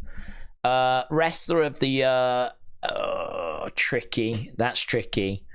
I think Drew has done some amazing work this year. If you look at what Drew has been contributing, his promos away and his social media game away from the show, you know, his kind of back and forth with CM Punk, but the fact that he, you know, was main eventing in Scotland, he had the title match with world title match at WrestleMania. He's now going to engage in a feud with Punk for SummerSlam.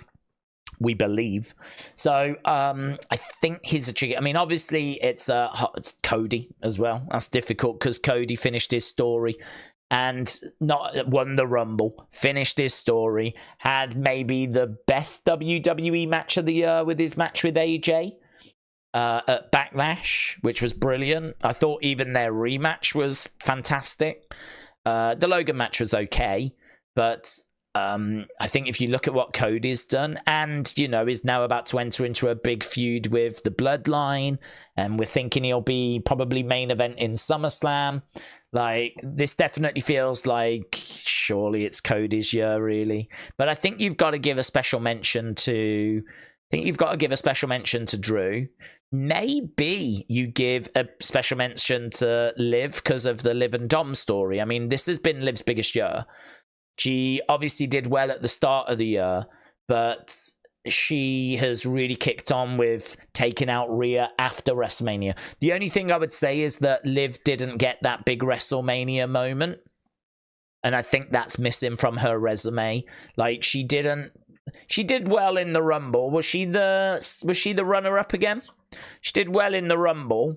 And she obviously came back with her revenge tour. They turned her heel, which was much needed. And I think she's done a brilliant job since being heel. I think people just naturally don't like her. I think there's lots of people that do, but I think there's lots of people that don't. For whatever reason, they don't like her, right? And so I think turning a heel was wise, was good, was constructive, has helped. So I'm actually going to give Liv props. I think that she has really excelled with this story with Dom. You could maybe give Dom some props, but I don't think you can say he's wrestler of the year or anything.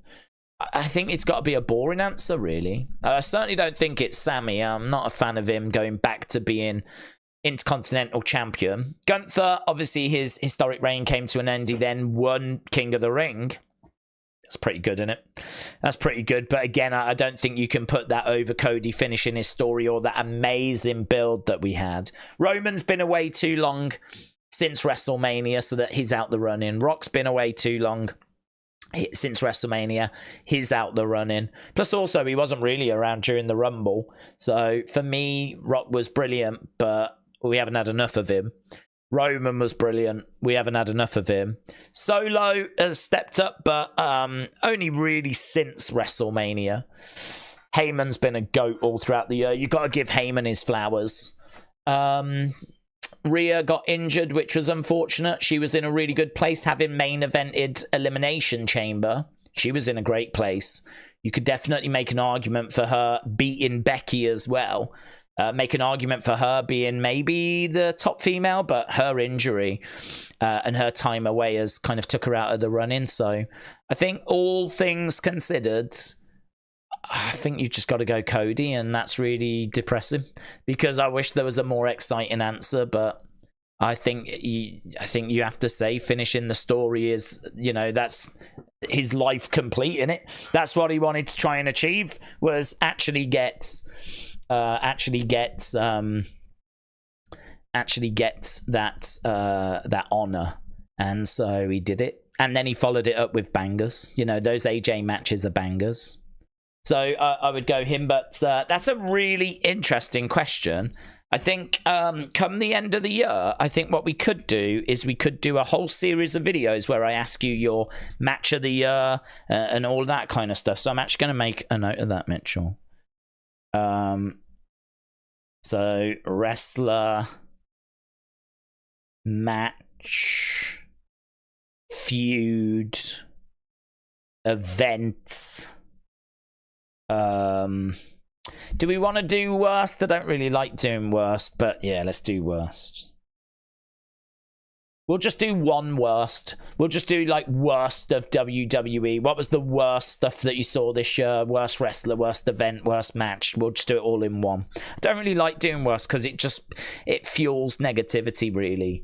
I think that I'd much rather be looking at the positive stuff, but I know people will want to do worst, so we'll do one video on worst. But this will all be December. I think I can put it in my diary.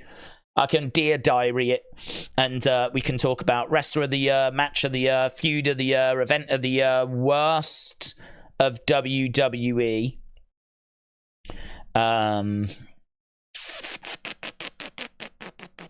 Pop of the Year, says Adam. Pop of the Year. That's interesting. I'm sure the French fans would probably get a lot of mentions there. Pop of the Year. I'll jot it down. Pop. Pop of the Year. There we go. I can see us running a couple of Days Awards. I don't think they're Days Awards. Daisies. I don't think we're doing the Daisies. Ba ba ba ba ba ba ba ba ba ba. We're giving out the daisies. Ba ba ba ba ba. As voted for by you. Oh, we could do that actually.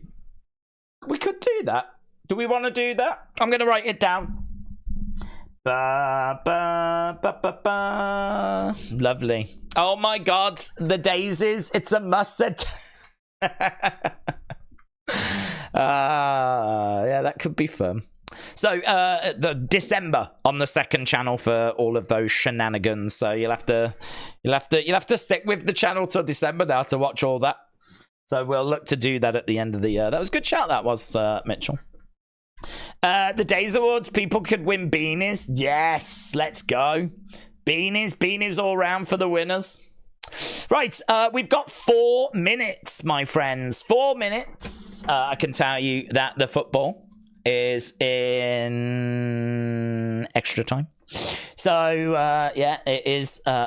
We had extra time earlier as well in Spain against Germany. Now we've got extra time with Portugal and France. So, looks tense at the moment between these sides.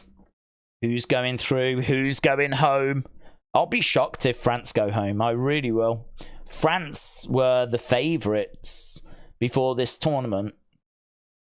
They were like the top team expected to win along with England.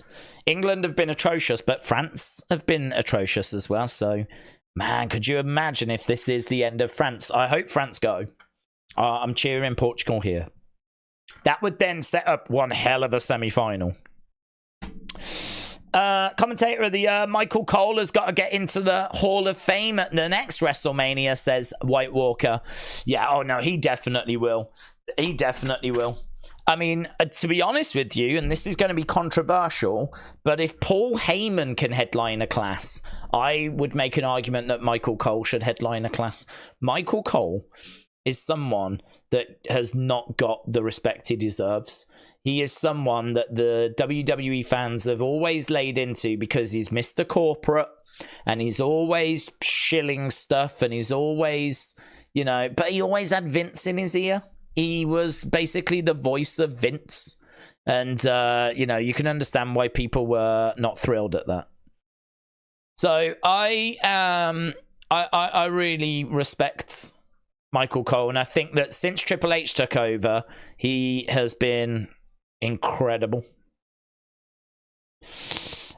So yeah, I'm a Michael Cole stan. So I really wouldn't be against him headlining a class, considering all the moments that you can play and all those kind of quotes, famous quotes that he's got, all those famous calls. And, you know, think when did he join? Joined in the Attitude Era, wasn't he? It was like a backstage interviewer. So, I mean, I think he goes back to about 97. I mean, we're talking about someone that's coming up to, like, in a few years. He will have been with the company 30 years. And he's in charge of all of the commentators and the backstage interviewers. And I think he was the guy that kind of was the boss for Matt Camp and Kayla Braxton and Jackie Redmond. I don't think he does it now, but he was. Yeah, super, you know, not just the lead commentator, not just the voice of wrestling for many people, but also quite important backstage as well. Yeah. Doesn't matter if he doesn't headline. I'm just saying I think I could make an argument that he could if Paul Heyman did. And it doesn't always have to be a wrestler, right? And yeah, he definitely does. His place is assured. He'd have to do something pretty bad to not get into the Hall of Fame now. Thomas said, #1 cringe would be anytime Solo goes over the ropes. What, like, cringe moment of the... That's pretty fun. I'm going to jot that down, Thomas. By the way, none of these are happening until December, and we all would have forgot about them by then. But, yeah, I like that. Thomas, shout out to you. Wrestle with Andy said, would Logan headline a Hall of Fame class? Well, I don't know that he headlines, but he definitely goes in. He's in already, because he would go in the celebrity wing, wouldn't he? I mean, I don't think he's done enough to go into the WWE wrestler side, but he's done more than... I mean, if you think a lot of celebrities that have gone in have only made a handful of appearances, Logan is guaranteed to go into the celebrity wing. But has he done enough to go into the wrestler side? I would say no. Right, here we go. We've got Niagara Falls. Wrestling Russ. Shout out to you, my friends. Wrestling Russ said, my Money in the Bank prediction, Seth will win by DQ because of Judgment Day. Seth wins. Damian keeps the title. Damian will be faced with keeping his words, and that'll be leaving the Judgment Day. Oh, that's really interesting, Wrestling Russ. I hadn't thought about that. So if Seth wins by DQ... Damian keeps the belt, but he still has to leave. That's interesting, Wrestling Rush. Shout out to you, dude. Yeah, I'd not thought about that. Oh, very good. Very good. It could go that way. I think that Damian leaves with the belt. But I hadn't thought about a DQ victory. And that could be as a result of Judgment Day. That's actually very clever, isn't it? Very good. Is this Drake? I think I might have Drake. They might have Drake playing here. LA Knight. Oh, Wrestling Rush, you got me really thinking about that now. I think that's really clever. That way Damian leaves with the belt. He has to leave Judgment Day, and it's Judgment Day's fault. And then people would be like, did they do that on purpose? Did they want him out because he's changed? Aaron said, last year I met you, the SmackDown before Money in the Bank. Thanks, Days. It's been 12 months, isn't it? Or coming up to. Crazy, isn't it, Aaron? It's absolutely flown. But I hope you're well.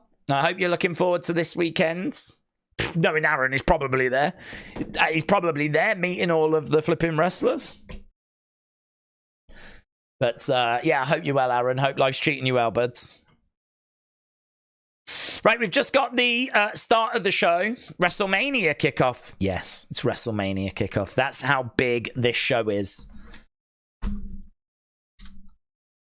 But I am going to change it. Love that he just dumped his car in the middle of the car park, said Tony.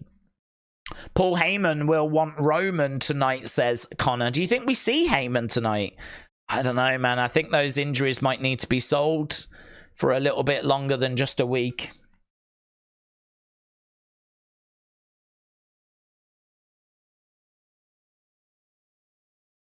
Okay, so we've just got the video package right now.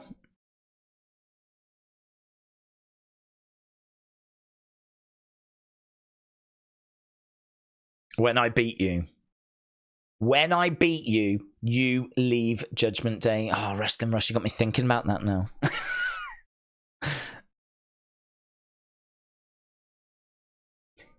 So we're just seeing some footage of Bloodline and Cody and Randy and Kevin and how we got to where we got to. Heyman out till SummerSlam for sure, said Draco. Tortured Pickles said they were selling a few reports saying Heyman in hospital, in a coma. Mr. Dixon said, I don't know why he took worse bumps than that. He could return, but with injuries. Connor said, do we see Roman returning tonight? No. No. They are watching the Money in the Bank kickoff show. I used to be a Rumble guy, but that's played out, said Zoom Station. David said, Seth gets counted out, misses his title shot when Damian comes out wearing Seth's clothes. Beats him up backstage. Is this straight?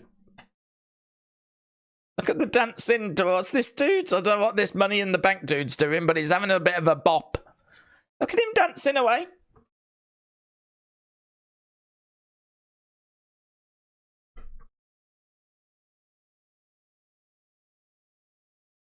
Bum dum dum dum dum dum.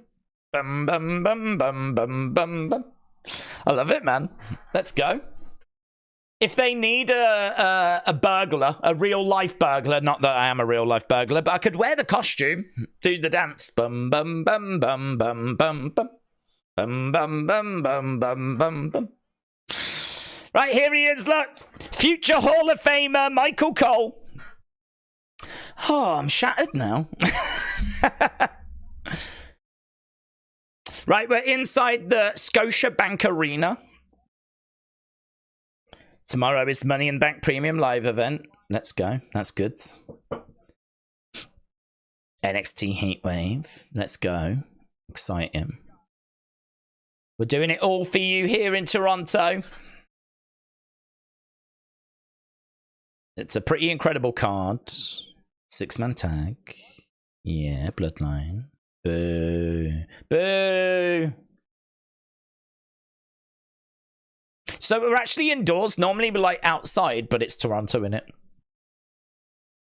Damian Priest's going to be coming out in a sec. The crowd sucks, says. I think they're a bit smaller. Yeah, it's not as big of a crowd because it's a bit of a smaller space.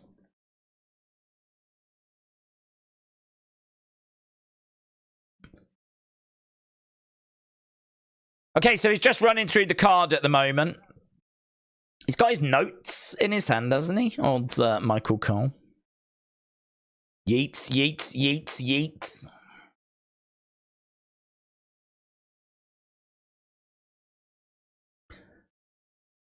Let's bring out the man that can make it possible. Here we go. Triple H. Paul Triple H Levesque. Here he is. He's going to do this. He's like, we're looking out at the fans. Here he is. Walks out. That's a great shot, actually. Look at the people up on the balcony as well. Probably, I don't know how many reckon you got there. Good 1,000 or so, 2,000. Maybe not that many. So Triple H comes out. He's looking out at the crowds. Just sort of vibing. This crowd aren't really losing their minds, in all fairness. Tell you what, though, if you had a sign, you'd see it. You know? I'd have a sign that says, "Push Sammy, you coward."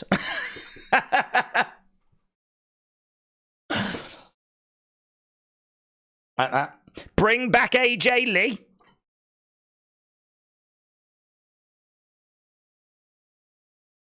I don't know why I'd do that with my face, but it might just get his attention more. Oh my lord, what's he doing? Oh my god, he's found a young girl. He's plucked a young girl. Oh my god. She's his now. Oh, look at that. Oh, you're mine now. I don't know what she's saying. Look, he's like, cut the music, cut the music. What's your name?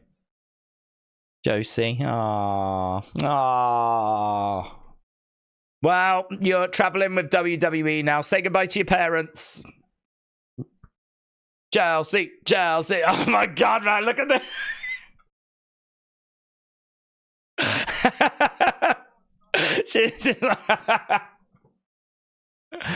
Oh my god, she's crying. She's just like Liv Morgan. I love this girl. She wants to be just like Triple H. Ugly!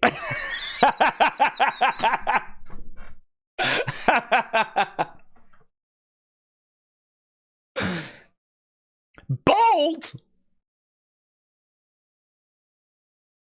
Oh, hello, what's she want now? Hang on.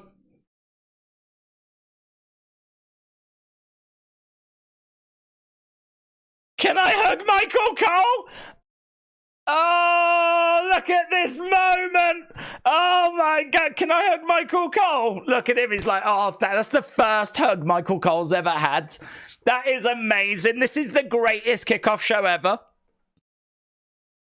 Yeah. Oh, do you know what? You're going to struggle to find a cuter kid than that really has just absolutely loved that moment. That was great. That was great. She wants to be bald. Jerry said, Days, first time responding. Just want to say, do love the videos. You got me back into wrestling. Keep it up. Greetings from Holland. Hello. Actually, isn't it the Netherlands? I'm sure you guys changed your name. I think, isn't Holland, if I'm right, like a region in Netherlands? Because we used to call it Holland, and then I think we get told off now. I think it's Netherlands now. So you might need to know that, Jerry. Yeah. But shout out to you, buds. So, Triple H says, I want to hear you blow the roof off this place. Can I hug Michael Cole? I would say the same. I would say the same. Oh, host. Trish Stratus, let's go. It had been reported.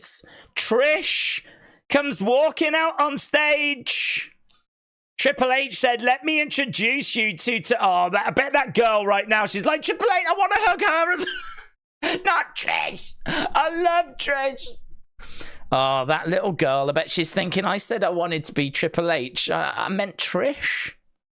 I meant Trish. Oh, look at her. She's bursting into tears again. Oh, she's having quite the day. Honestly, the diary entry for that young girl today, it's going to be biblical. It was Triple H's idea. Great to see Trish. She looks great as well. My people. Go, Leaves, go.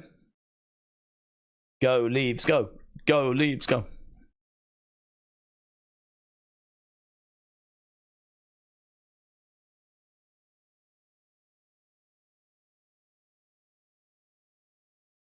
This is why WWE are here for 3 epic nights.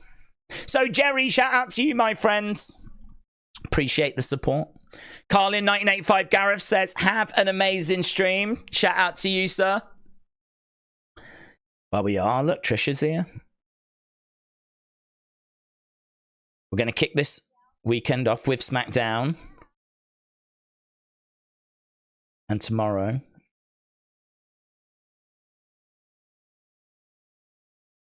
The trajectory of 2 superstars' careers will change. Oh, hello, Yeet Chance. Yeet Chance.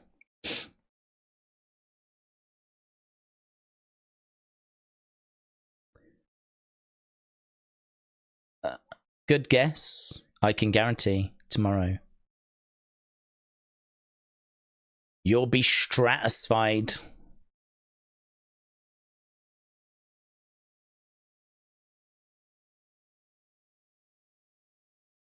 Can we represent? Triple H gave you guys a bit of a challenge. So he was talking about how amazing France was. He said Scotland weren't that far behind, which actually they weren't. They had the decibel reader up and they had France at like 110. Scotland got to about 107. You were just short, Scotland. You had one job, but you were not far behind. Oh, Michael Cole having to go at the people on the balcony for not making noise as well.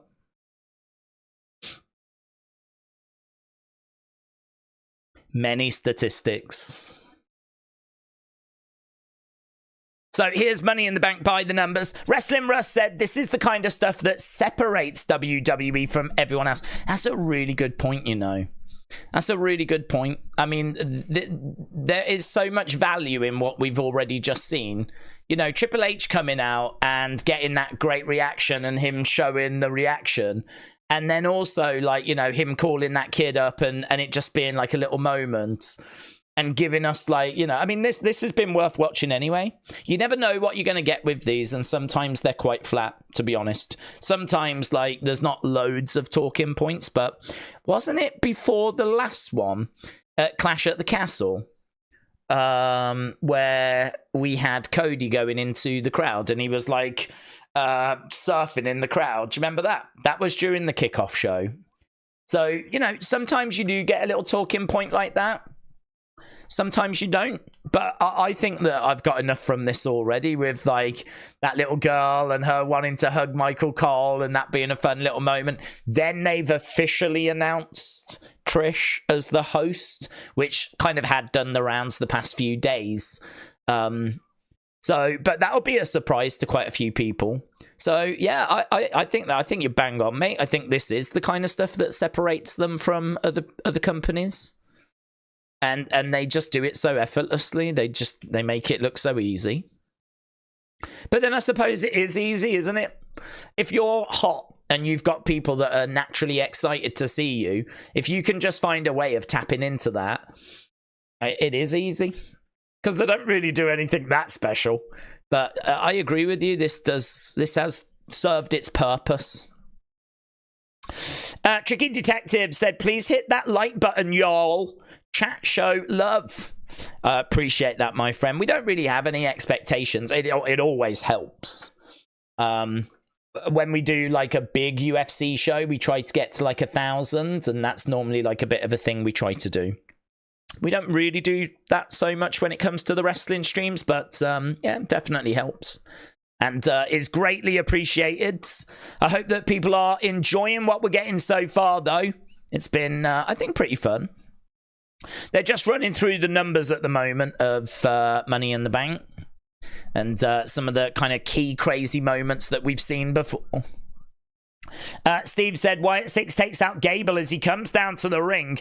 Match goes on. Drew goes to get the case. Punk comes out, knocks him off the ladder. Then Punk grabs the case. And it's revealed that Punk is the replacement, says Steve. Right, now we've got all the women out on stage. They need to interact with the crowd like more on these shows. They should bring young fans up and give them a memory that can last forever, says Bembo. Okay, there's Tiffany Stratton, EO, Lyra. Michael Cole's going a bit quicker than the camera. Naomi, Zoe. There's Chelsea at the end. Chelsea's like, that's right. That's right. Okay, Chelsea getting up, having a little word. Look, she's like, listen to them. See, green. Oh, what's that? What's that? Okay, so EO, oh, she's sitting cross-legged on the chair. You could be the second person in history to win back-to-back Money in the Bank contracts. How'd you feel about possibly making history?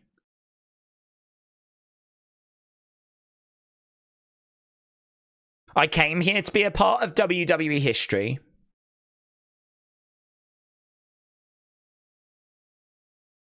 I will become a champion again.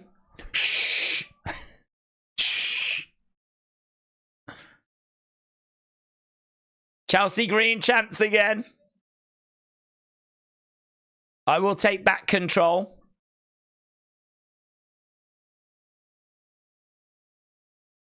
Oh, what was that, Tiffany? It's Tiffany. Why is tomorrow going to be Tiffy time?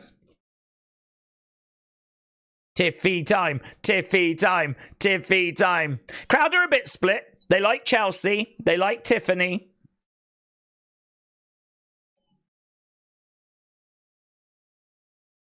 I'm the fastest rising star in all of WWE.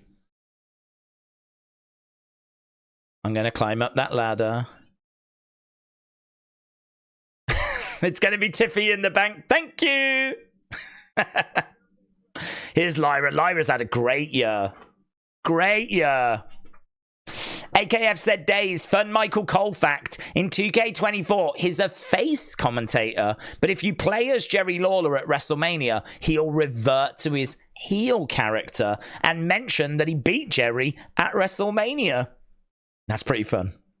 Jerry will never get that back as well, which is frustrating.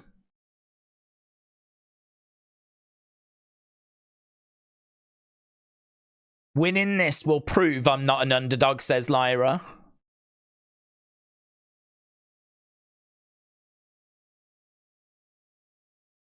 Whilst Tiffy's trying to figure out what time it is.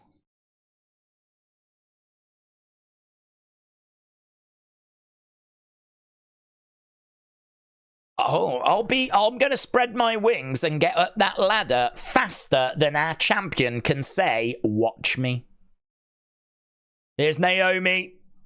Good lineup this actually, isn't it? You can see her nerves, said Tony. Yeah, it probably is quite nervy. Certainly for Lyra, she's not been on the main roster that long. Chelsea's not nervous though, is she? Look at her.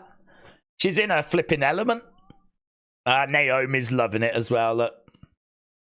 You can see that experience coming through.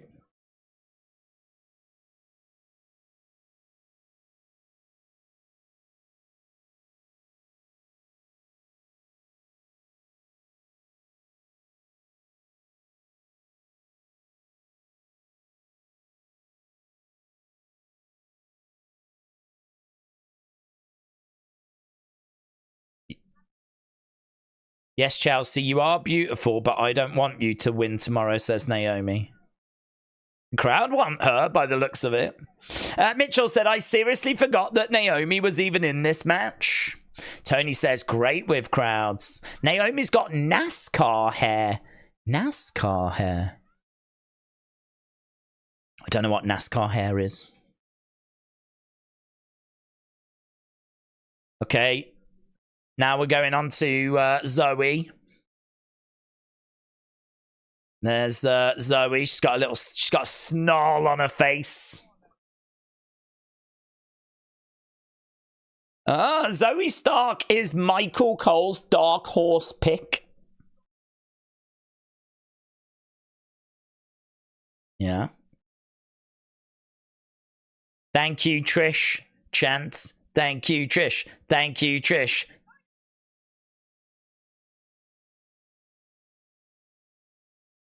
Trish is taking my spotlight once again.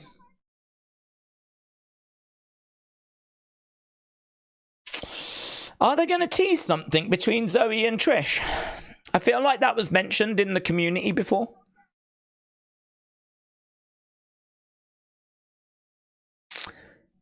I'm going to be Miss Money in the Bank. Would we really go back to Trish Zoe just out of nowhere, though? There we go. Big cheer for Chelsea. They love Chelsea. Announce me properly. Chelsea grit. Oh, boo. Michael Cole does it. Chelsea Green. Michael Cole. Michael Cole. Michael Cole. Oh, yes. Worth the entry fee alone. Worth the entry fee alone. Chelsea Green. Is that like flipping Mrs. Doubtfire?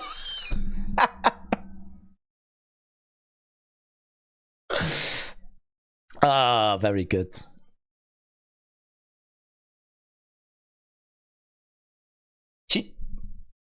All right, she says, I don't need to climb a ladder to win. I've got a few ideas. What does that mean? What does that mean?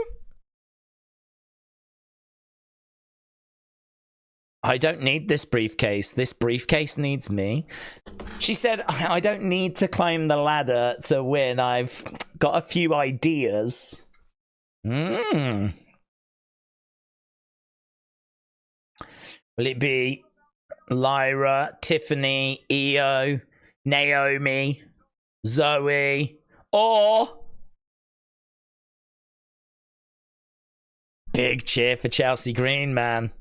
Big cheer for Chelsea Green. Where is Chelsea Green from? Canada, is she? I don't even know where she's from. Canada. She's from Victoria, Canada. Does that just swing it in her direction?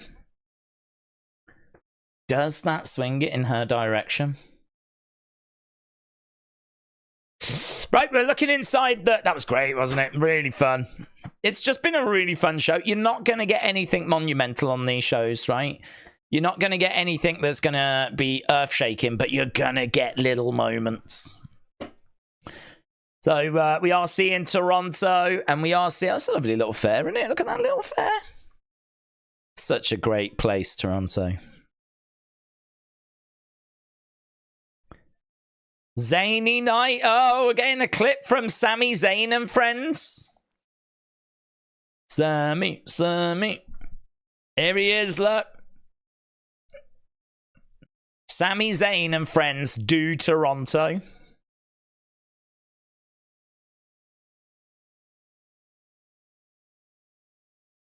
Oh, I thought we was going to actually see parts of the show. Sami Zayn, Bron Breakker. Oof. Oof. Great match. Great match. Sami Zayn, Bron Breakker. As well as that, we got Seth freaking Rollins. He's going to be taking on Damian Priest. I think Michael Cole said Damian was going to be on this show, so we might actually dig into this one. You have to watch it, though, because we live in an era of everything counts, says Tortured Pickles. Trippy Gary said, I'm looking forward to the women's one much more than the men's match.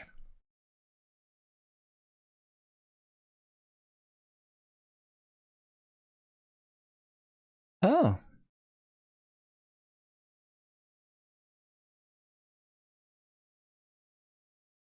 They're going to do a whiteout tomorrow? They want everyone wearing white? Why? Why did they want everyone wearing white?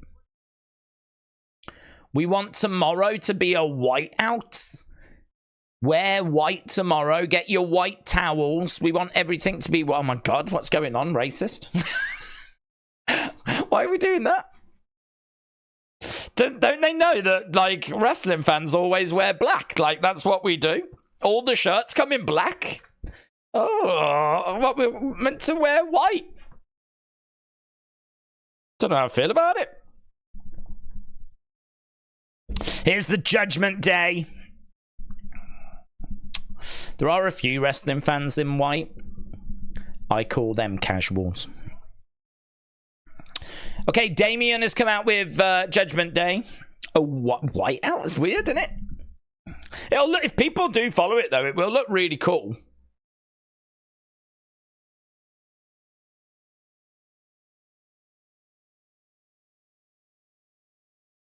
Let's talk about who's not here. Seth Rollins is not here today.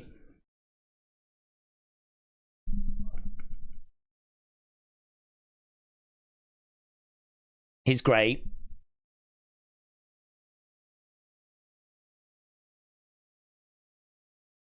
He's great. And he's great at being number 2. So we've got Finn. JD. Carlito's out there as well, by the way. Carlito's still auditioning. This has been a decent way of using Carlito, actually. Here's Dirty Dom.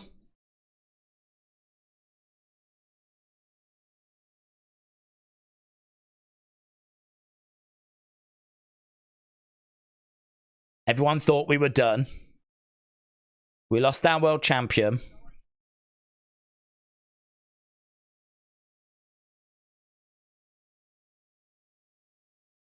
The Judgment Day still runs WWE. We've got another world champion and tag titles. Carlito's got his Apple out.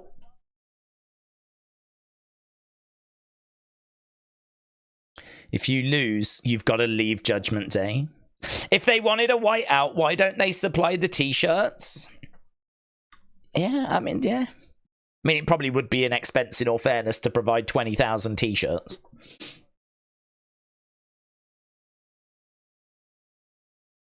They probably could have got away with it in Scotland, though. There was only, what, 11,000 there? I mean, how much is a white t-shirt? If you buy it from, like, you know, £2, you could get a white t-shirt. So, that's what, 20,000? That's not... 20,000? It's a cost, but that's a cost that they could deal with. But then you wouldn't know what sizes, would you? That's the problem.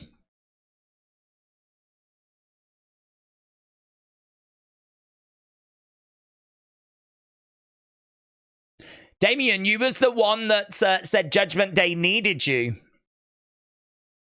Tell you what, there's a bit of beef here, isn't there? There's a bit of beef between Damien and Michael Cole. Dream match. Dream match.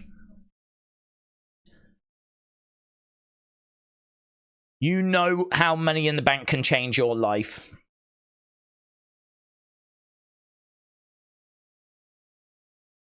How did winning this contract change everything for you?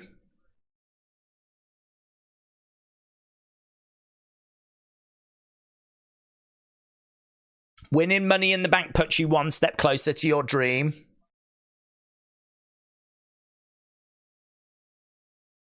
Tomorrow. I'm looking forward to seeing who's next. Well, Gunther. Gunther's next. We know Gunther's next. But I think he means who's next with the briefcase.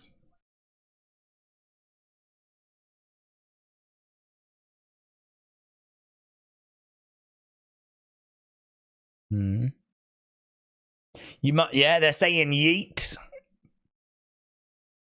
That is a direction we could go. We could have Jay win, cash in, and then do Jay versus Gunther.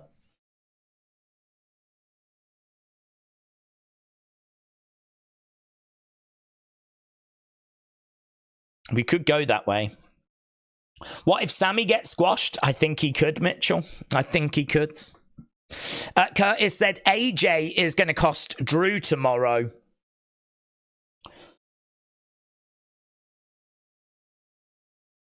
Damien defends tomorrow night. Jay Gunther would be entertaining, said Joe.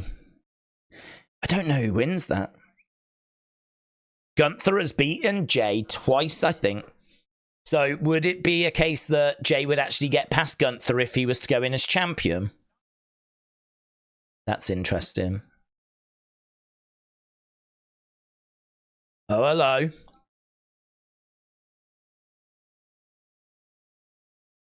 Oh, Dominic had a big smile on his face, apparently. Michael Cole's like, you looked back at me the other day, Dom, with a big old smile on your face. Dominic's like, what? No, it didn't. Damien's like, stop this, Michael. This is about the world title. Yeah, as far as the live... We all miss Rhea. As far as the Liv Morgan situation, we all miss Rhea. Is Finn?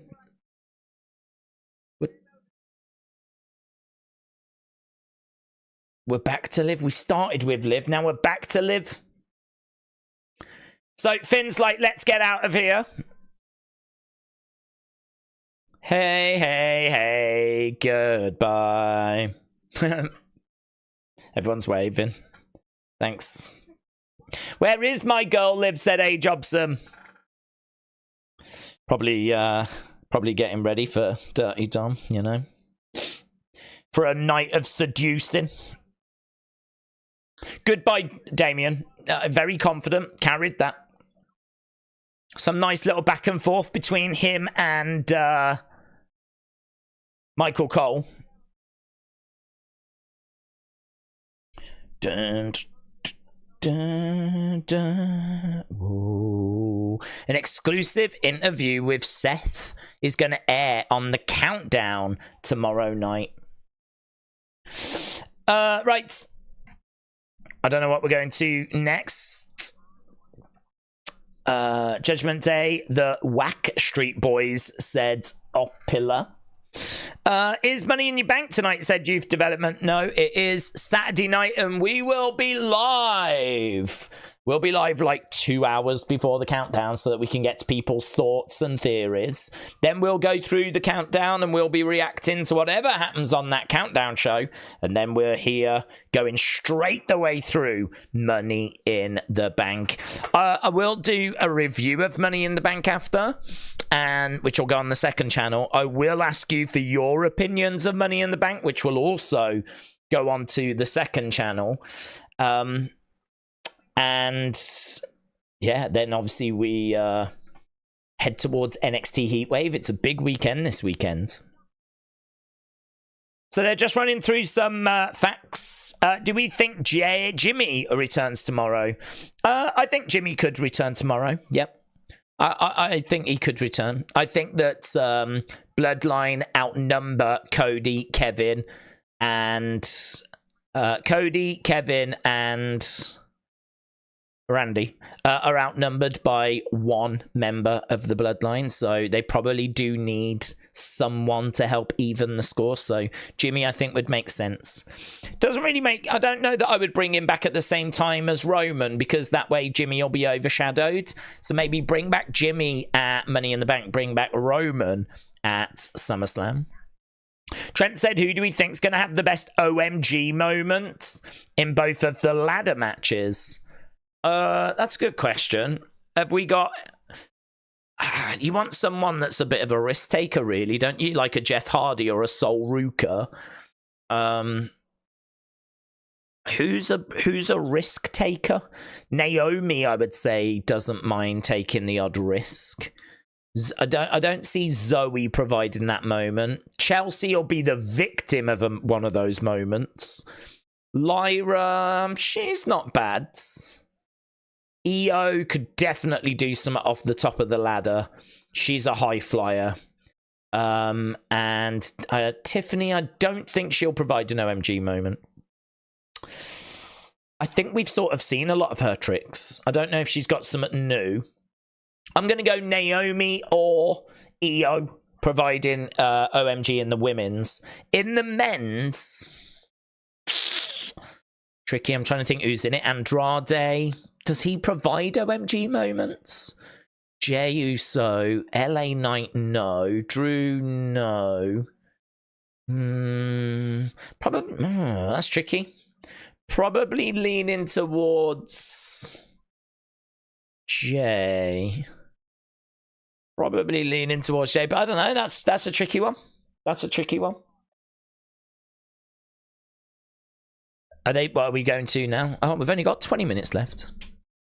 I think it's got to be Jey, said Geezer HD. EO will be the OMG girl. Right, they're bringing out the men now. Yeah. LA Knight, yeah. LA Knight. LA Knight. LA Knight. LA Knight making his way out. LA Knight. LA Knight. LA Knight. Bum bum. Bum, bum, bum, bum, bum. So he's come out. We didn't get intros for the women, but we're getting them for the guys.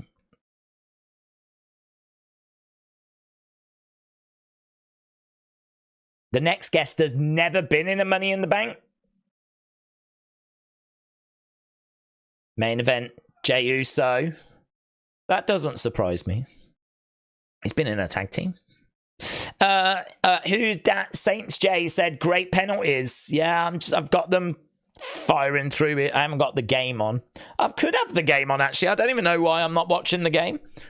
I suppose it's because I'm a bit worried about the stream lagging, but I'm just watching the text on the BBC website. I am just keeping an eye on the penalties. Portugal, France has gone to penalties as Jey Uso comes out yeeting away. Yeah, there we go, my dog. Him and Michael Cole. Yeet! Could Rikishi appear? Rikishi and the twins? Oh, I don't think so, because Jay's not really on board with Jimmy at the moment. They're not good friends, are they? So I feel like there's a bit of work to be done there. Andrade. Here's Andrade. Oh, hello. Look at the people along the top just walking by. I didn't notice them before. Here's Andrade.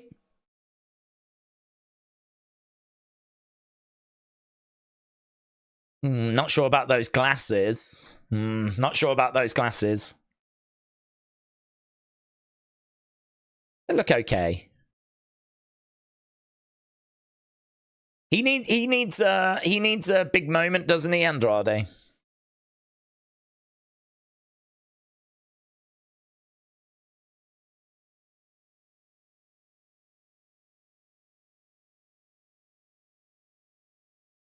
Chad Gable.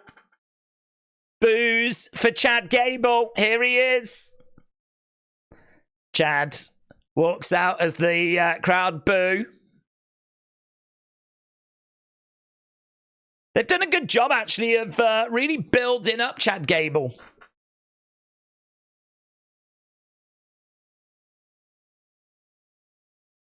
So Chad looking out in front of the fans as they boo away.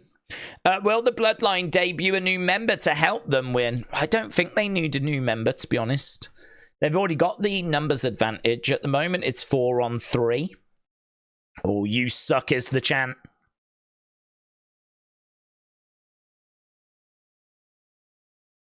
You suck, yeet. You suck, yeet. You suck, yeet. We've got dueling chants at the moment. So they're giving all of these guys an intro. It's a shame they didn't do this for the women earlier. Sexist.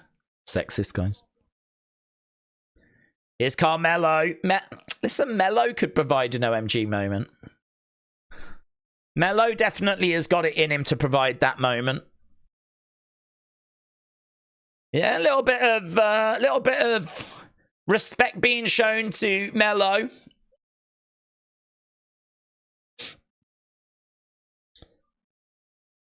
So Melo coming out. This is a big opportunity for him. I agree. This is sexist and it's racist, says Metal Mama. You hate to see it, really, in WWE. So it's not why I watch. It is true. The guys getting entrances, the girls aren't. And apparently we're having a whiteout.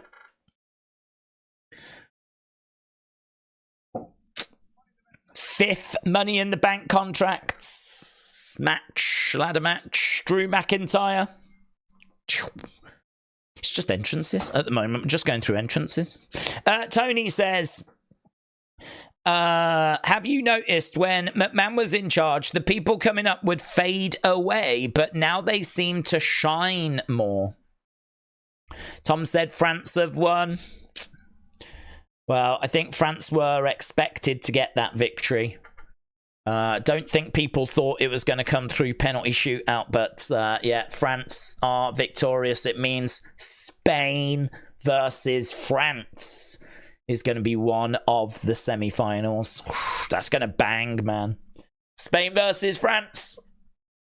Right, Drew has made his way out. So we got LA Knight, Andrade, Jey Uso, Drew, Chad, and Carmelo. You pervs. CM Punk, CM Punk, CM Punk, CM Punk chants. So LA Knight.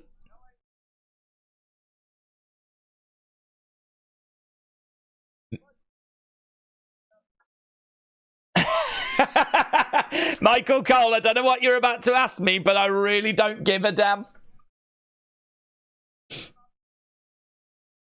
Nana.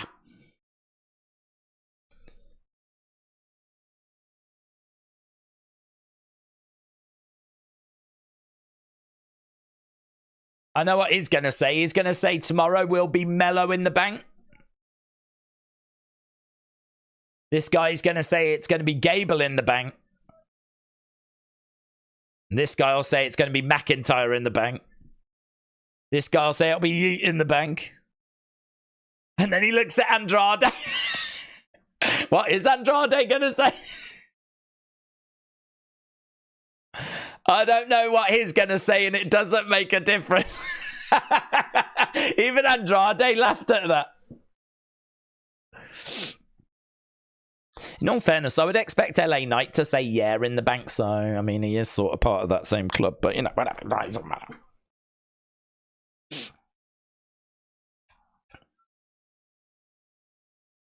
Have you got something else to ask me, or can I sit down?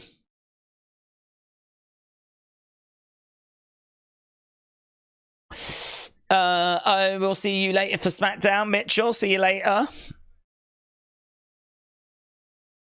Carmelo said, I thought you would never shut up.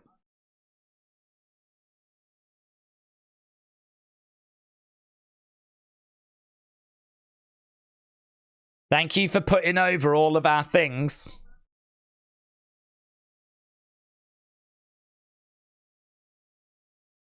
I know I'm not the odds favourite.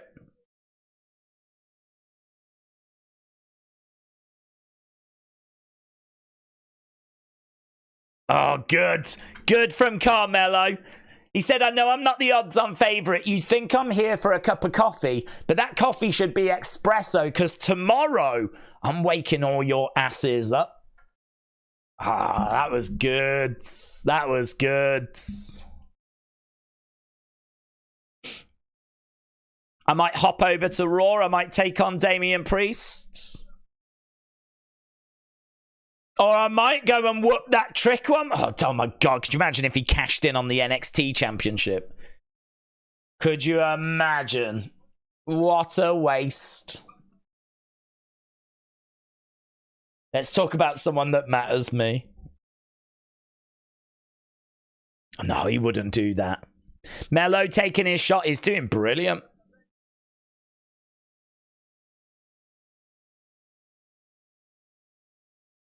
They're going to be saying Melo in the bank. Connor said it's coming down the wire between Jay and LA Knight for the Money in the Bank, but Jay for the win.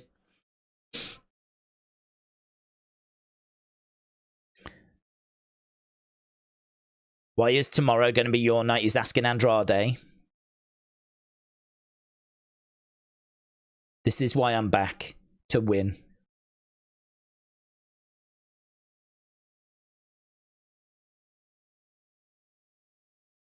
I'm not the same man that I was a couple of years ago.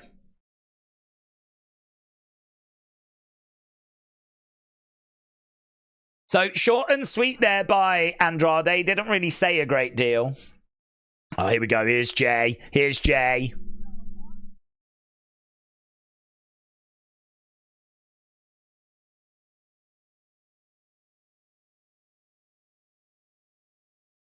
He's got his Yeet glasses on. Yeet.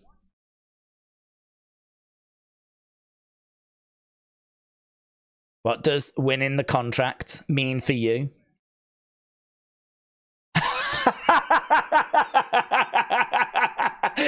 Jay said, I'm just glad I got to get into Canada. You know what I'm saying?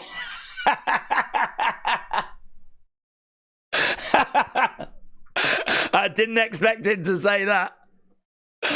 I'm just glad I could get into Canada. The working, so he hasn't been allowed in before because of his DUIs. His drinking or driving under the influence. That's great. There's been some really fun moments on this. I'm just pleased they let me into Canada. That's true. And that in itself is a win. Wyatt 6. Wyatt 6. Wyatt 6. Wyatt 6 chance. I think you've got two problems. You've never been in a ladder match. That's problem one. And two, you've got these creepy ass dudes. There's a howdy mask. Chad's like, yeah. What are you going to do?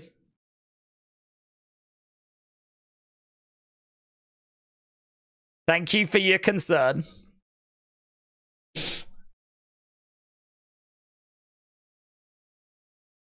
Yeah, Jay was out there on Monday hiding underneath the ring.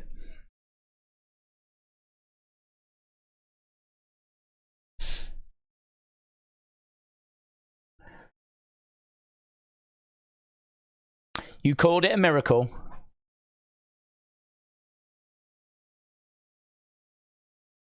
I'm the Minnesota Miracle. Master in the Bank.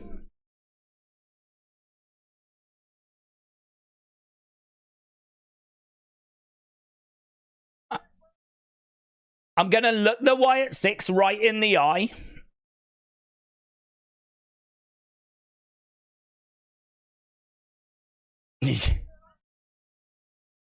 I hid under the ring. Call me Master in the Bank. So Chad was like, I didn't see you around when they attacked. And Jay was like, no, I was under the ring.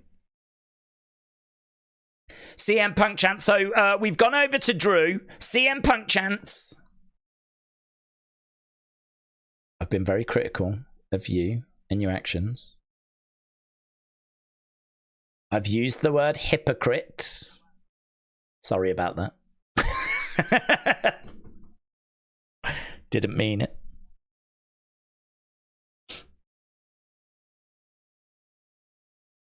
You've been cashed in on twice.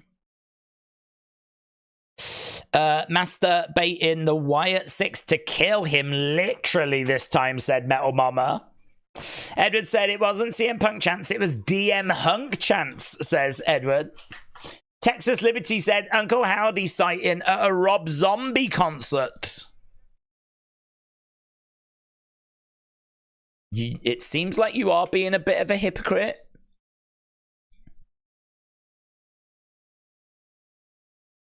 Hypocrite. Hypocrite. What you got to say for yourself, hypocrite? Cole. Always standing up. He shouldn't have called him a hypocrite. That was too far.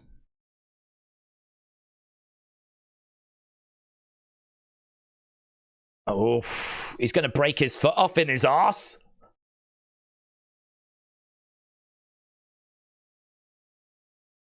How many times have I been cashed in on? Twice. Twice he's been cashed in on.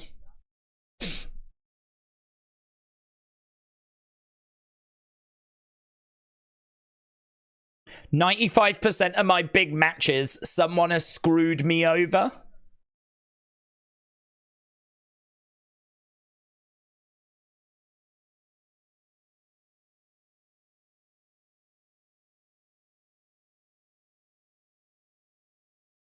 I won't attack from behind.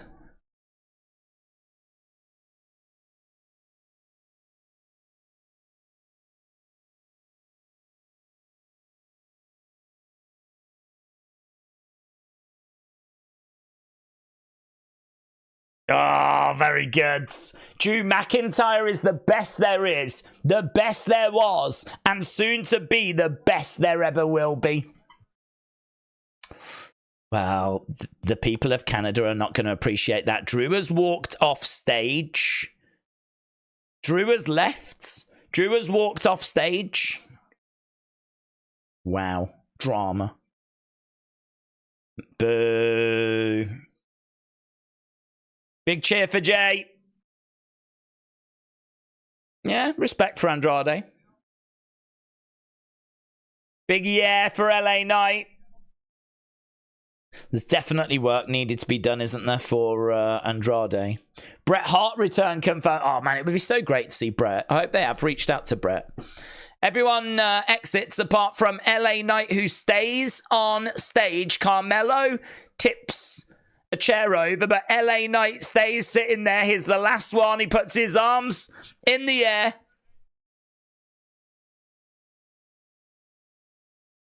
I know you're going to turn it up 100 notches. That's Michael Cole's way of saying, please turn it up 100 notches. I know you're going to turn it up 100 notches. Please do that because you were a little bit quiet here. Get your white towel, guys, on the way out. I think we got a bit of Drake again.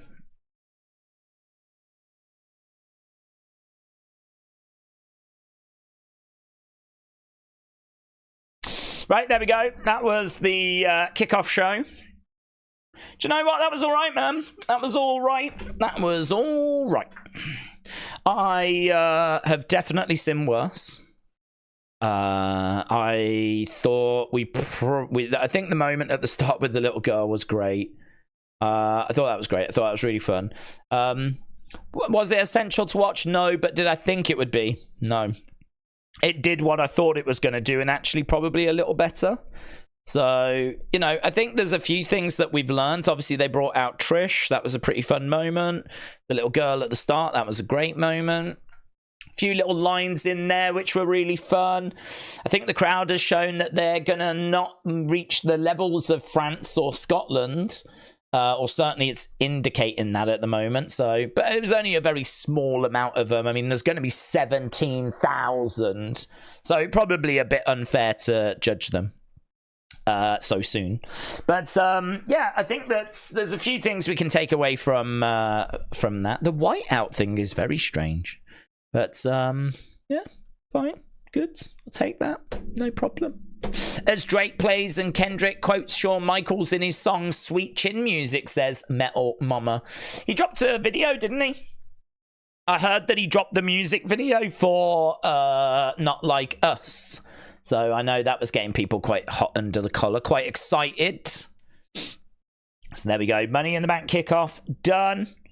Done and done. I need to just change the thumbnail over so that people know that it is SmackDown that we're building towards, because I don't want people thinking that it's still Money in the Bank. Let me see if I can find that, and then we'll jump into the chat and we'll get your thoughts.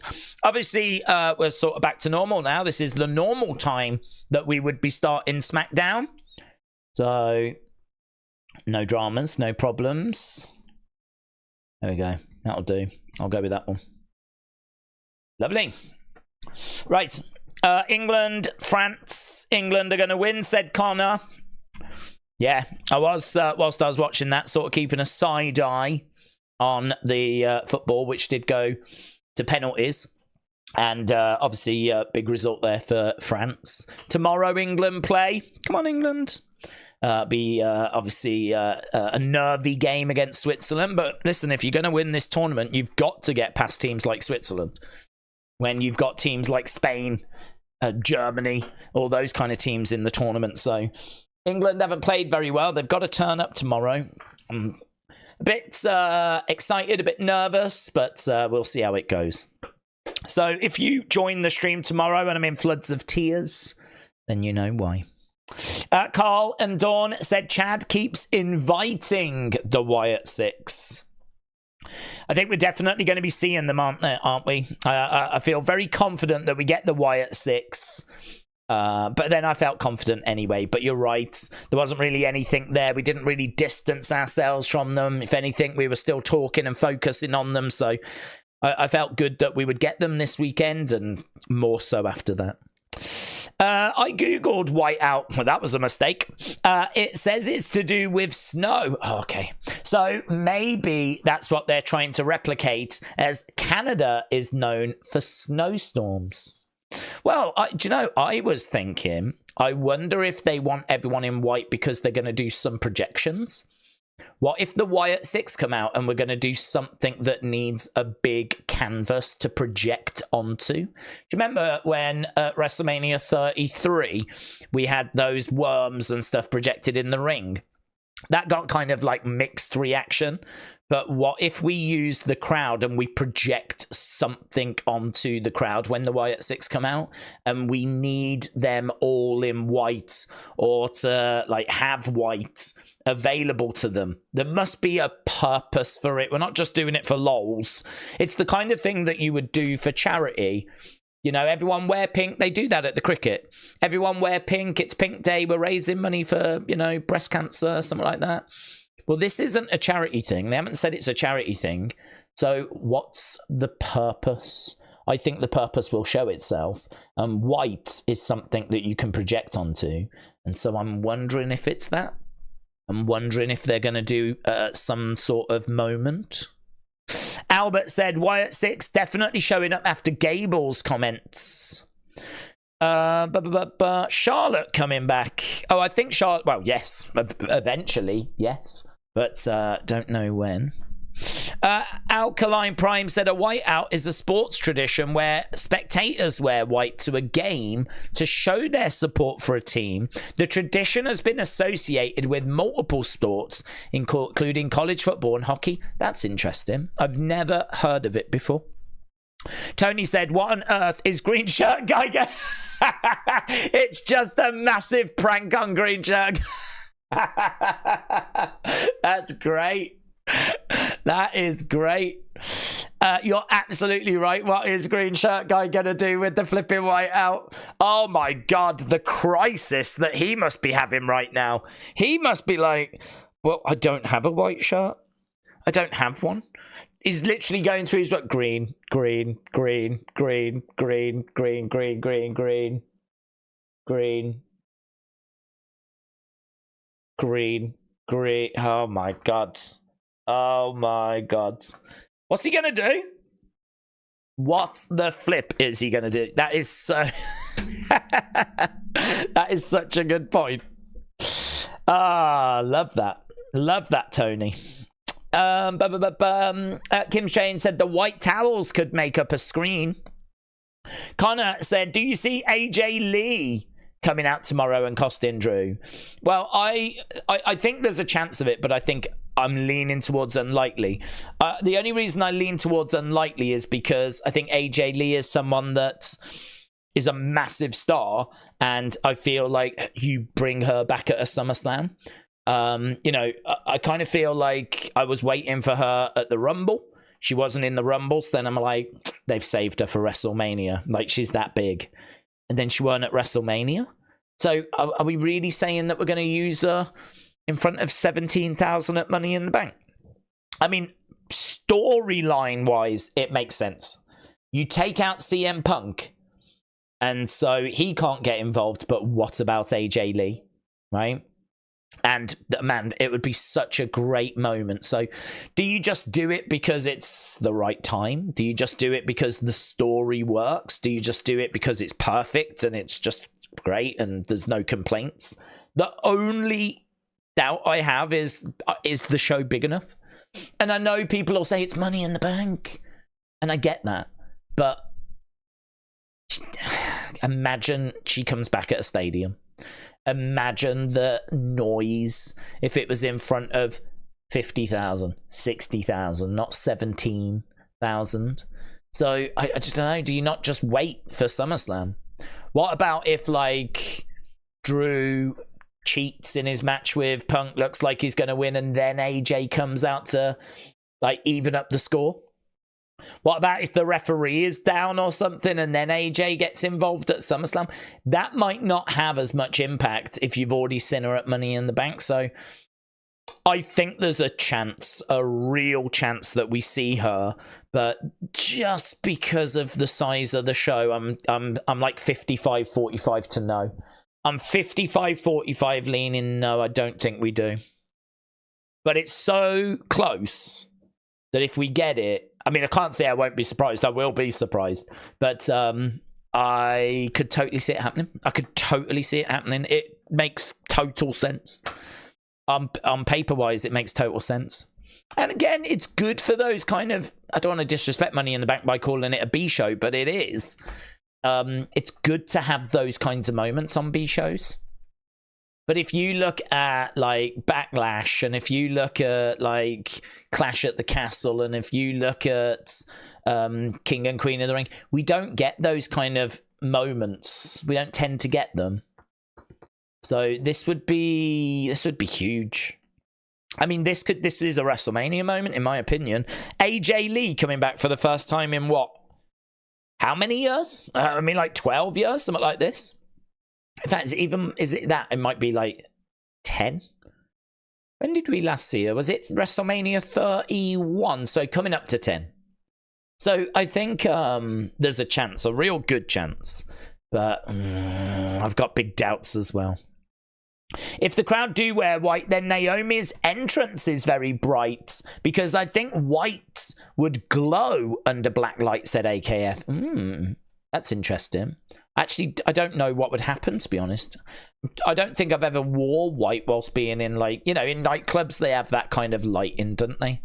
I don't know. Would it do that? I'm sure it would do something. I'm sure it'd be better than just wearing black. But, yeah, I'd be interested to see. I think it gives you quite a few options and a few things that you can do. Sean Wells, shout out to you, my friends. Appreciate the support. Hope you are well. Metal Mama said, who let the dogs out, plays? A pack of dogs named Larry with their master AJ Lee blowing a dog whistle, instructing the dogs to knock over the ladder on Drew. That would be my dream come to life. Imagine that. She's like the dog whisperer, and she brings a herd. Is it a herd? I think it's a pack, isn't it? It's a pack of dogs. She would bring down a pack of dogs. She's all called Larry. That would be a moment. I mean, that would be a moment. But Angie and Joshy said, Days, hello everyone. And for those that are in the States, everyone, I hope you had a great 4th of July. So excited for this weekend. Hoping to see the Wyatt 6 tomorrow for sure. I also am expecting to see the Wyatt 6 tomorrow. Should be good. I think Chad, you know, needs to be nervous. I'm sure that he will get attacked. I just don't know when. Is it before the match? Is it during the match? But very much the scene is set. Dort Knight said, if England lose tomorrow, won't happen. Will Days be cancelling the Money in the Bank stream? So if England lose, Days will cancel the Money in the Bank stream. So get behind England. Yes. If England lose tomorrow, no streams this weekend. I'll be too upset. No, I think England are, you know, they've got a hell of a job on their hands there, but I do think there is hope. There's hope. They can do it. They've got the players to do it. It's just, can they put all the flipping pieces together? So we'll find out. Landon said, Days, what do we think happens with the Wyatts? Championships? What are your thoughts? Well, I'm sure they'll get championships at some point. I don't know that they get championships anytime soon. I don't think that's the motivator. I think they're here to even up the score. I think they're here to be anti-establishment. I think they're here to kind of help those that are being ignored and help those that are being held down. And I don't think championships are really part of that process. Eventually, after a few feuds, once they've kind of gone through a few feuds and they've helped a few people, they may come to the realization that if you have a world championship, then you are in a position of power. You know, you really hold the cards if you're a world champion. The promotion sort of revolves around you. Like, you are what everyone is looking. You've got everyone's attention. But it's very different being hunted rather than hunting. And so, you know, I don't think you want to race to put yourself in that spot. So I definitely think championships are something that we can do. And I think they're something that we will see, but I'm not expecting them.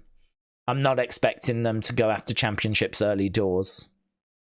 Metal Mama said, did you see the tag for the Fangoria Spring Edition?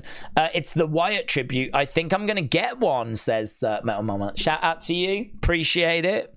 I managed to see the article, and it blew my mind. Honestly, it really blew my mind.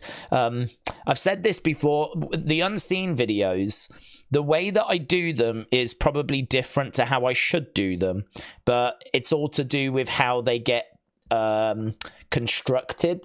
So when I do an unseen video, what happens is throughout the day, you'll send me stuff, you guys will send me stuff, and I'll see stuff, and I just add things into the folders as I see them. So, to be honest, when I sit down and I press record to do the Unseen video, nothing is in any order apart from the order that I saw it, because I put stuff in the folders and it just goes in that order, right? So this is why a lot of the time something that's in the thumbnail won't be the very first thing that we talk about, because I don't structure it that way. There's not a way of me pulling out the bigger stories. Well, there probably is. I did float the idea of, if there was something big, putting it in a top stories folder. I did try to do that, but that's a habit that I need to get into that I'm not into.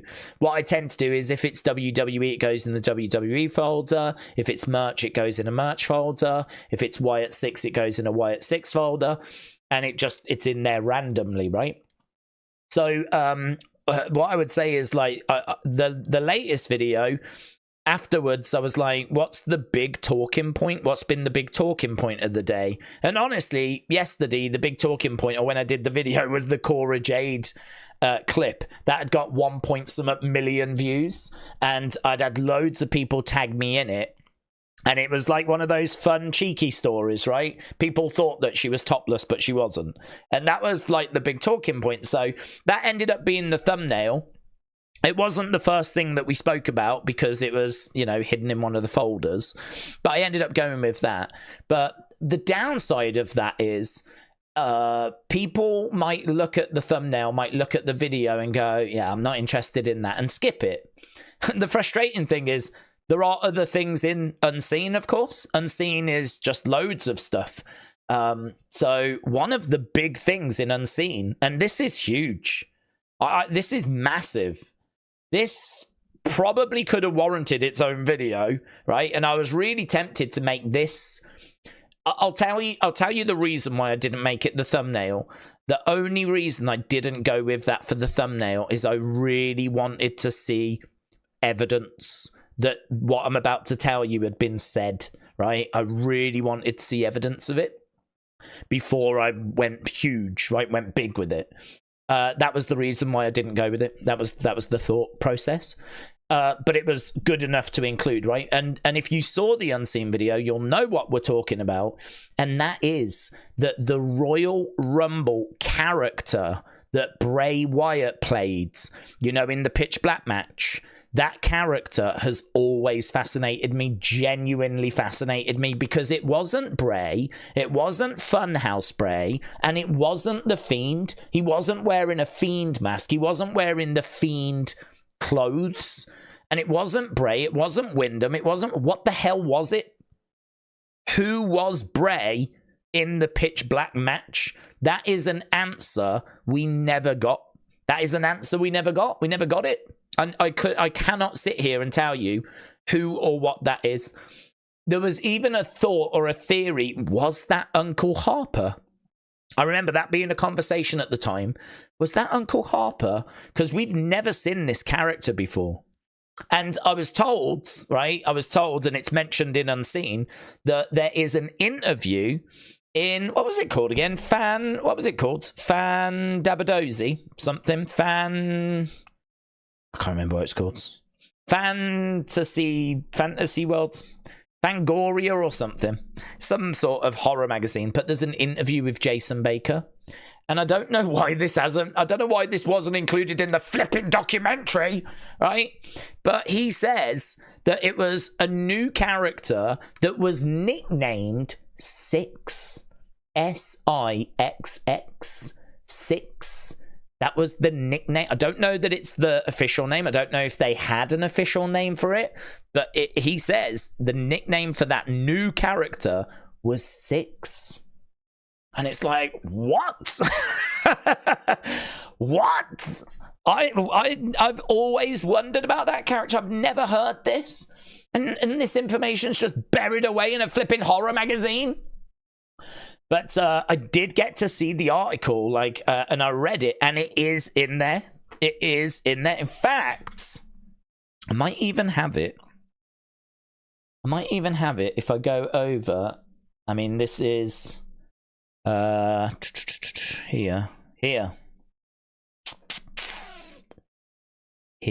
Let's see if can I go. Can I go full screen on this? Hang on. Let's go over here. This will be better. This will be a better place to do it. Hopefully, we can get a bigger image. There we go. So, I can't point in front. It's down here. It's in the first column. So this column nearest me, go down and you can see it says in 2021, about here, in 2021, Wyndham was released from WWE. In 2022, he was rehired and the call came in again. I'm coming back and I don't want to do the Fiend. So we created Uncle Howdy and a character nickname 6 for the 2023 Royal Rumble. I have never heard that before. That is amazing. Amazing. So, Metal Mama, shout out to you. If you've sent that over, I really appreciate it. I need to still catch up with things that have been sent today. I think this one was Ethan Emphatic Rage 16 pinged this over that has the exact moment that it's mentioned. If I had had this yesterday when I did Unseen, this would have been the thumbnail. And that's, I suppose, in a way, a bit of a frustrating thing, right? It's a bit frustrating that we have what I think is really interesting Bray Wyatt news, which could go into its own video, but I can't if it's not like totally 100,000% confirmed. And so it ends up going into an Unseen, and some people might not have seen it. So you never know what you're going to get in those Unseens. Those Unseens are a real mixed bag. It really is just the most eye-catching stuff I've seen from the day. And I thought that was a big talking point. And I do sort of regret not going bigger with that as the thumbnail and everything, but I didn't have that when I did it. I didn't have that. So, yeah, I thought that was really interesting. And, yeah, I hope anyone that saw that video felt the same. And, well, Meta Mama looked into it as well. And as I said, I managed to see that. When was that? That was about 17 hours ago. It was not long after I'd put the video up that someone found that. Pinged it over. So, really interesting. So, yeah, I mean, what's brilliant about our community is that so many people send me interesting stuff. But what's great about it is that it then builds to something else, you know? So, like, us talking about that has now led to that article coming through. And who knows, I might be able to read that and find something else that will then lead to something else. You know, you mention something and then someone will watch it and they're like, oh, no, I know the answer to that. And then they'll go and find it. It's because of the community, you know. We're very fortunate, very fortunate that we've got so many. And you know, I really mean this, passionate and knowledgeable, like, wrestling fans in our community. It's a lovely blend with people that are new to wrestling as well. And everyone is welcome. But I think because we've got so many people that, you know, I mean, this is a random horror magazine. I would never find that. I don't get horror magazines, so I would never find that on my own. So this is why I mean, like, people like that are really into their wrestling. It's so great that they're in our community because it results in stuff like that. So brilliant, just brilliant stuff. So yeah, I'm excited to see where we go from here, to be honest, with all of that stuff. I mean, there's no way that we can get that 6 character again unless someone like Braun does it. That to me is a character that needs size. I feel like the Fiend, I don't know, the Fiend was Bray's darkness, and I feel like you could maybe transfer that to someone else. You could transfer 6 to someone else as well, but I feel like we only saw that character once and he really felt like he needed the Bray's size. I wouldn't mind seeing Braun play that character. I love that character. I think that 6 character is amazing. I don't want to say I prefer it to the Fiend, but I actually might, you know. I love that character, and I think this is why the Pitch Black match is a match that I really don't mind, and I'll still say I don't mind it. It didn't offend me. I was actually quite surprised how down people were on the match, because for me, I thought it looked really different. I like that neon effect. I suppose some people don't, but I do. I like the neon effect. I think it looked cool. And I thought the body paint that was like glowing looked cool. I thought it was meant to look cool, and it did look cool. And I thought the match itself was okay. I mean, I understand that it was not a match of the year contender, but you know, they were fighting on the outside. They went through the commentary table. There was a few moments in the ring. It was short. I never found myself, maybe that was part of the problem, but I never thought that it like outstayed its welcome. I never thought that it stunk the place out. I never thought that it like got slow and dull or boring. I think if you was going to criticize it, you'd probably say it was too short and you wanted more, but I don't know, that's fine. I'm all right with it being short to the point, but being impactful. People were down on it. There's no two ways about it. People didn't like it for various different reasons, but I genuinely didn't mind it. And I actually thought that that character, which I never knew its name, I honestly thought that was so cool. I was like, oh, I flipping love this character. It was big, and it was just no nonsense, and it just looked so badass. And I was so into it. So yeah, I really enjoyed that character, and obviously gutted that Bray passed for many reasons, but you know, we'll probably never see that character again. And the only time we saw it is in a match that a load of people really don't like and really didn't, you know, it's got a horrible score on Cage Match. But I don't know, it's one of those, isn't it? But yeah, loads of talking points when it comes to Bray and Wyatt Six, and I'm sure we'll get more over the weekend. So Chris said the only thing I didn't like about Pitch Black was Howdy missing that elbow by a mile. Well, I do agree with that, but for me, that was after the match. So I agree with you. I did not like any of that. I didn't mind when he put that mask on. Six, that's his nickname, right? Put that mask on, and then he went stalking after LA Knight, right? LA Knight went running into the crowd. If LA Knight had just kept on running and Six had just like followed him to the back and that was it, great. But that's not what we did, is it? You know, we did that elbow. I agree, the elbow didn't look brilliant. There was a bit of criticism from people that were there that had the camera phones out and the alternative angles. And I definitely don't think that moment added. I think it definitely took away. So I do agree with you. But for me as well, that's sort of after the match. I don't know that it takes away from the match. It was sort of after. But it's all part of the same segment, isn't it? So I do get where you're coming from. I do understand. Tortured Pickles said, I am returning to WWE, returning with the Sammy story in the Bloodline group. Help me understand the Wyatt Six to a great level, for which I am grateful, and it has enhanced my joy. Tortured Pickles, shout out to you. Yeah, I think the Wyatt Six is something which is, it's a little bit difficult for us to see it from a casual fan's eyes, because not that you are, but I'm just saying that I think it is difficult for us to see it from a casual fan's eyes, because we've spoke about it so much and we've done so much work with it that it is kind of difficult to see people not getting it and people struggling with the story. Like, I listen to Jim Cornette talk about it and I get frustrated because I find myself shouting at the screen when he says stuff which I know the answers to, you know. And he's like, why have this group all got together? And it's like, we know why this group has got together, you know. And he's like, you know, why are they carrying on this spookiness? And it's like, no.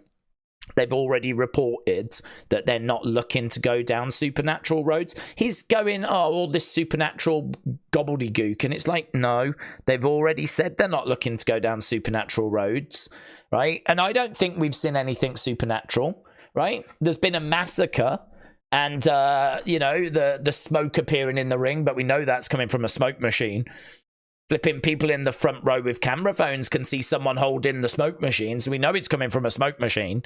So, and what, Nikki's delivered a videotape. I mean, to my knowledge right now, there's nothing that we've seen that's supernatural. But yet you listen to Jim Cornette and he's moaning about supernatural gobbledygook, and it's like no, that's not what we're getting. That's not the group. That's not what I've seen. It's so frustrating because I do think that you've got to really spell stuff out so clear. Otherwise, people that, I don't want to say want to hate it, but let's say people that are going into it thinking, I ain't going to like this. This is not for me. I think if you go into that, if you go into it with that attitude, you're probably going to very easily find stuff that you don't like. So, but that's hard, isn't it? Because people are entitled to go into it with whatever attitude they want. If they're sat at home watching the show, you know, they're entitled to, you know, go into it however they want to go into it. So maybe it is just a case that you just can't get everyone on board, you know. I would be trying, though, if I was like behind the creative, I would want everyone on board, because it's so frustrating when you hear criticisms and you're like, no, that's not what's happening. Like, why have the group come together? Well, we know why they've come together. I mean, it was in the QR codes. And all right, you didn't want to do that. You didn't want to scan those. And you didn't want to watch any videos on it. And you didn't want to watch the breakdowns on it. And you know, you want it all spelled out. Well, that's fine. Well, that means we've got to do that now then. We've got to, you know, talk about why this group have come together. So, you know, that's why we said the other day what we got on Monday was maybe not the most exciting vignette in the world, right? It was more of the same, really. But we are having to find a way of spelling out what's going on to people that didn't want to engage in the QR codes. And it is very difficult, I think, for us that have been so involved with it to kind of take that step back and just sort of allow people, or, you know, see people catch up, you know. It's one of those, but I get it, because, you know, not everyone has got time to do it. We said that. There's people that have got families and responsibilities, and they've got to get to bed and get up early to get to work. They haven't got time to spend hours and hours breaking down QR codes. It's not the life that they've got, and I do really understand that, because I had that life as well. I watched wrestling when I could, when I was at work, and I didn't have hours and hours and hours to be looking into QR codes and like cryptic problem solving, you know. So I also may have struggled in the past with that when I was at work. So yeah, you know, it is difficult. It's difficult for us to kind of understand that, but it is true. There are people out there that are not quite up to speed with where we are, you know. But all we can do is just do what we do, and that is keep talking about it, keep hoping people can find us or find what we're talking about, or keep putting the messages out there, because I love what was just said there by Tortured Pickles. Like, that is what we want to do. We want everyone to be up to speed. I want everyone to enjoy this. I want everyone to be on board. I want everyone to understand. I want to understand. And I want everyone to understand, because I think when you do, you do get a lot more from it. It's you know, it's the same with everything. The more you put in, the more you get out. The more you put into YouTube, the more you'll get out of YouTube. The more you put into TikTok, the more you'll get out of TikTok. The more that you put into this Wyatt Six story, the more you'll get out of this Wyatt Six story. So yeah, we've put a lot in, but we've thankfully got a lot out.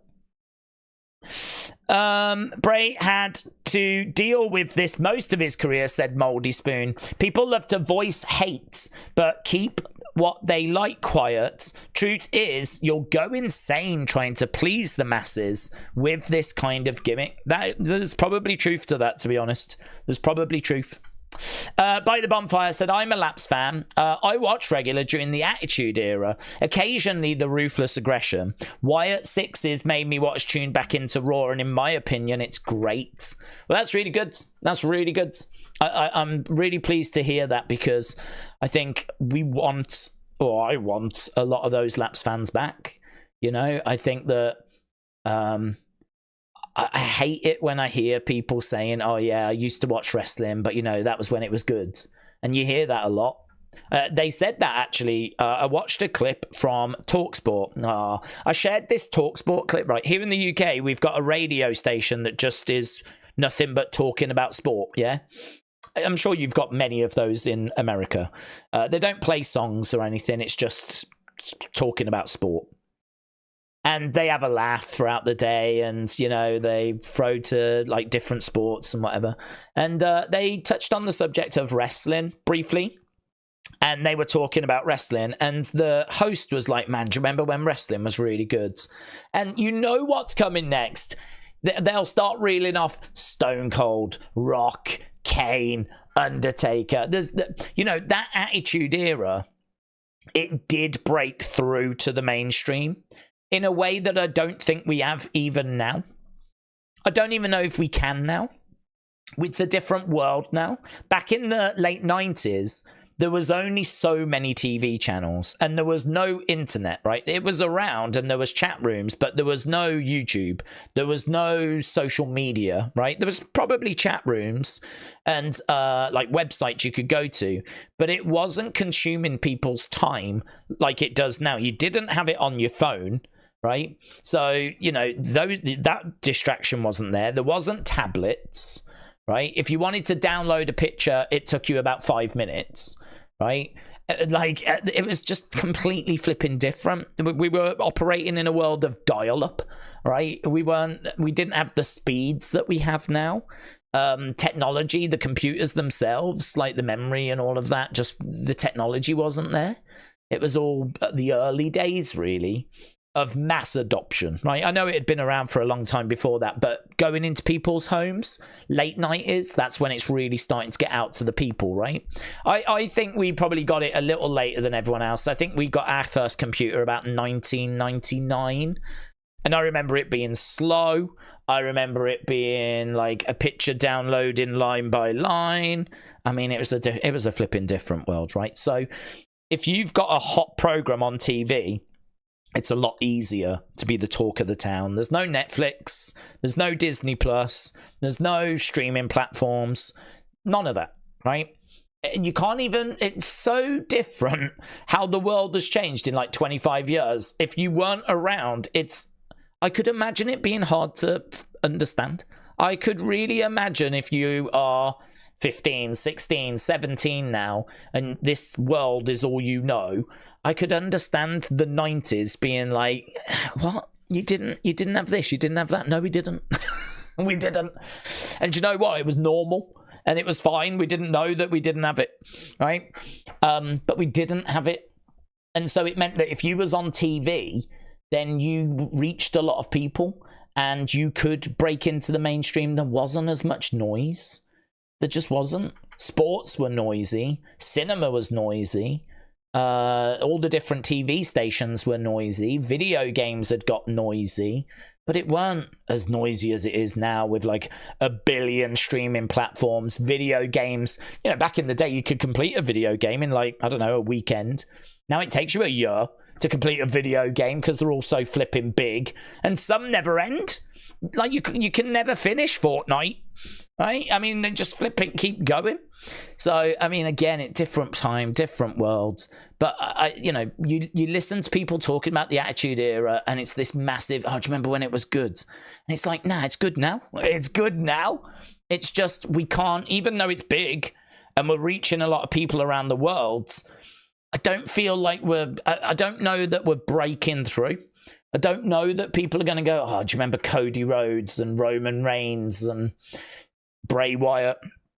I don't know that people are going to say those names and reminisce about them like they did Stone Cold, Rock, and Kane, because the ratings are much lower now than they were before.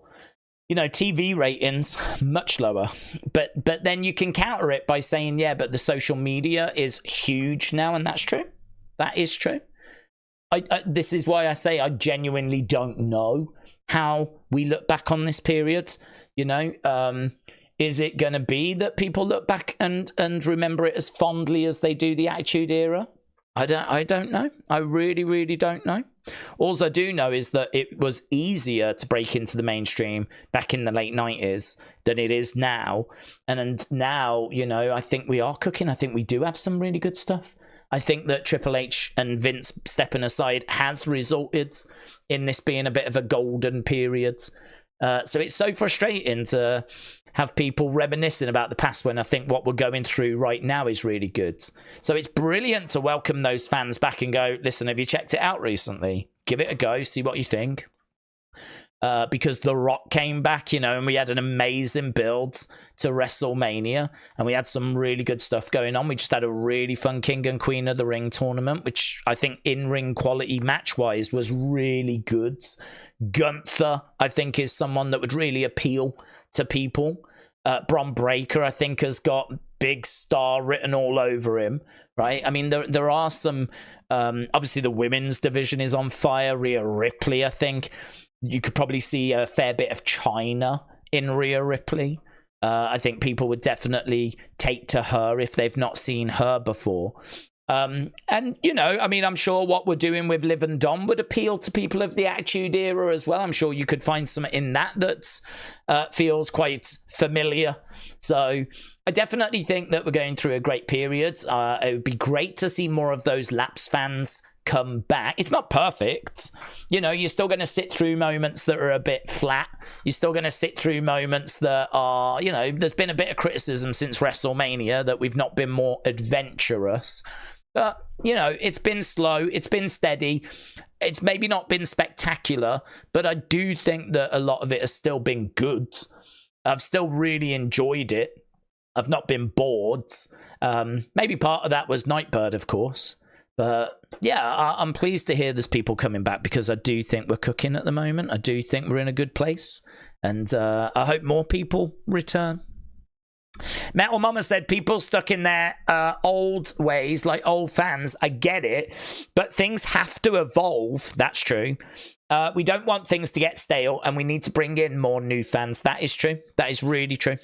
Dark Knight said, people need to accept that some people will hate the Wyatt family stuff, the Wyatt stuff, and that is okay. Some people like horror movies. Some people like thrillers. Some people like comedies. That's true. I think, though, that where we can try and reach out and grab those that aren't on board, I think we should try to do that. I wouldn't want to just go, nah, they're a lost cause, that's it, forget them. I mean, we want to try and bring everyone along and bring them back in where we can.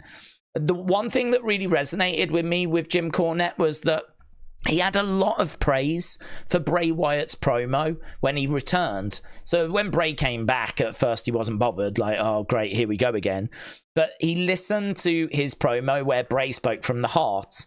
And he was like, I just want to thank you guys. You don't know how much, like, you saved me and your words saved me. And he had a lot of praise for that. He could understand that. He could get with that, you know. And I think that if you can grab someone and they go, okay, I like that, I'm with you on that. So you grab them, and then you can the next week start to show that this person does have a darker side and does have a side where they're trying to fight against that anger, right? They don't want to go there, but they can be provoked to go there. And then, like, you just build it. And then, of course, when you get to the Fiend, and it's very clear that the Fiend is Bray's darkness and that it's his dark side, and this is how it manifests itself. Like, you've brought someone along on that journey. They still feel a part of it. They understand it. And, you know, you're off to the races, right? It's just that WWE can sometimes lose that connection with people, and as a result, people are like, nah, I'm not on board with this, and I don't care about this. But it's so frustrating, because I keep listening out for where the criticisms are, like with Jim Cornette in particular. And when you hear criticisms that just aren't correct, it is frustrating. It is frustrating. I don't blame him. I'm not saying he's in the wrong or anything. I'm just saying that I'm listening to what he's saying, and I have the answers. I feel like I can answer these questions. I feel like I can explain it in a way that he will appreciate. I get where he's coming from. I understand what he doesn't like about it, and I don't think this is what he thinks this is. And that, to me, says we've not found a way of communicating it, or correctly communicating it. It's a breakdown in communication. And, you know, you're going to get that because you're trying to communicate to lots of different people that are approaching this from lots of different directions. If you was to go super spooky, right? If you was to bring in like supernatural elements and all of that, I would completely agree. At that point, I would agree. Because I'd be like, there's not much you can do. That's not a breakdown in communication. That's just, do you like supernatural stuff in wrestling? Yes or no, right? If you know, there's not much I can do about that. I can't really spin it anyway, right? But I really don't think we've seen supernatural stuff so far. So, like, to hear people saying, oh, I'm not down with this supernatural spooky stuff. It's like, well, you haven't had that? Good. I'm you know, I can hear you, but that ain't even what we've had. So it just gets a bit frustrating from that front, to be honest. But listen, it ain't my fight, is it? It ain't my problem. I just think that when you hear people saying it's been really enjoyable watching the videos and understanding the Wyatt Six stuff better, it's helped. You kind of go, brilliant. I wish we could reach more people. I wish that we could get out to as like more people and get more people on boards, you know? Because I think if you're into the Wyatt Six thing, you want it to be appreciated and you want it to work. And, you know, I want this to work for Bo and I want this to work for Bray and I want this story to land and I want people to enjoy it and I want fans to have fun.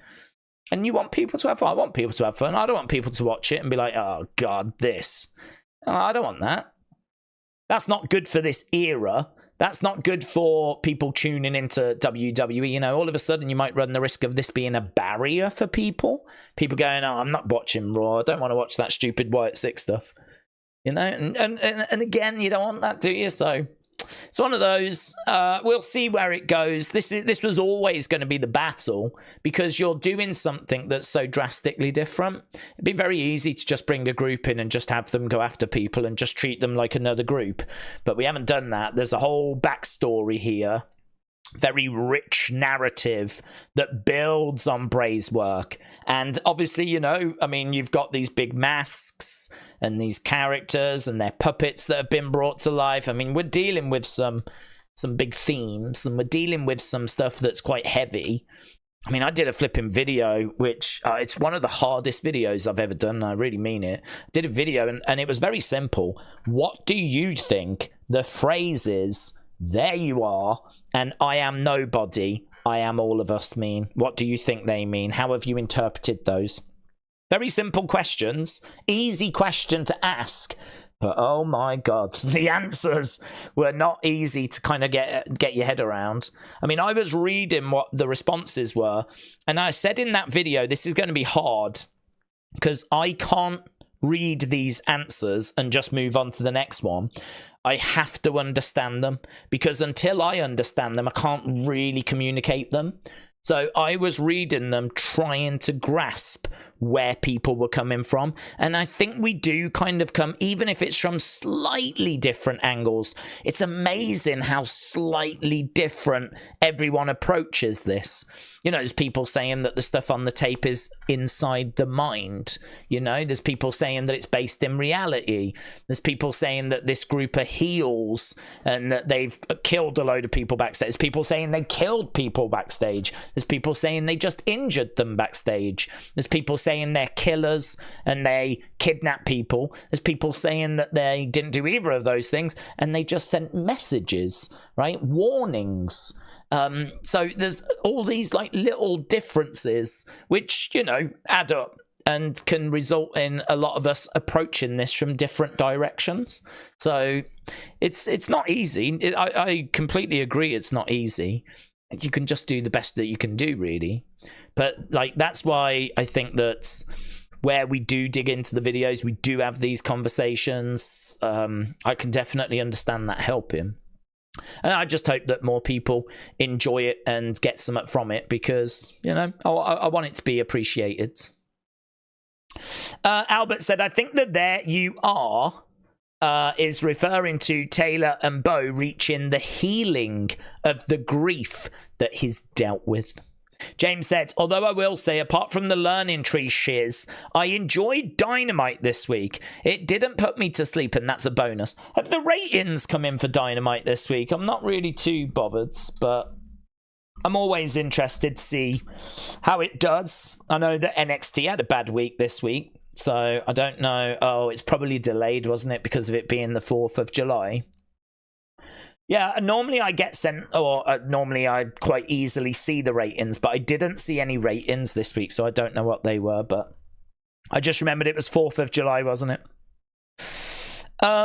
Scott said, I think to help the Wyatt Six, they add a fan favorite wrestler, maybe Cody Rhodes, to the group. Undercover Manager said, I get it, but showing it in screen isn't that kind of supernatural. Being from Bo's mind can sit in front of him, so it can be filmed, put on a VHS tape for the world to see, so supernatural. So I think you're talking about the videotape. Angie and Joshua said, for returning fans, the creative is night and day from what was going on under Vince. In my opinion, brand new fans are spoiled, especially if they start watching after he left.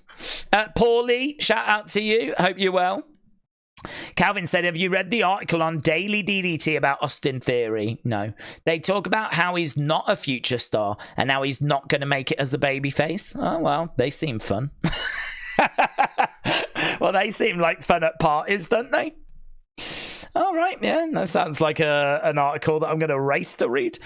Gav does, Chili says, Drew will win Money in the Bank and cash in at Money in the Bank, but CM Punk will attack Drew, and Drew will win by DQ and not get the title. Mary said, Days, what do we think is going to happen after Wyatt Six target Chads? Well, I think they'll stop him from winning. And then the Creeds will get involved. And then I'm guessing we just build to like a bit of a faction thing at SummerSlam. We could do Chad versus Uncle Howdy just one-on-one. I think because this is a group, I would rather see the group. You know, this isn't like when Bray came back pretty much on his own. It was only him and Howdy. It's not really like that. There is a group here, and actually a group of forgotten, underappreciated superstars. So it would be a little strange to go, guys, stand back, I've got this. You know, the whole point of them getting together is to give these guys an opportunity so that they're not underappreciated, they're not undervalued, so they're not sitting in catering. So it would be a bit random for Uncle Howdy to go, guys, go sit in catering, I've got this. So I've got to think we're going to have them involved. So I don't think it's Chad versus Howdy one-on-one. I've got to think it's Chad and the Creeds and Ivy taking on this group. I don't know that if Howdy wrestles. I'm gonna lean to no, actually.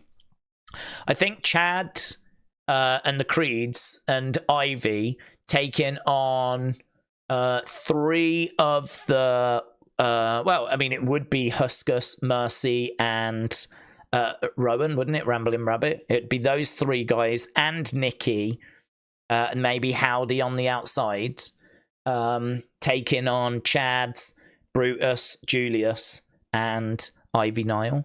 So I'm wondering if we do something like that at SummerSlam, which I'm totally down for. I don't think Howdy needs to compete because, you know, he's saying I'm not special. You know, I'm not special.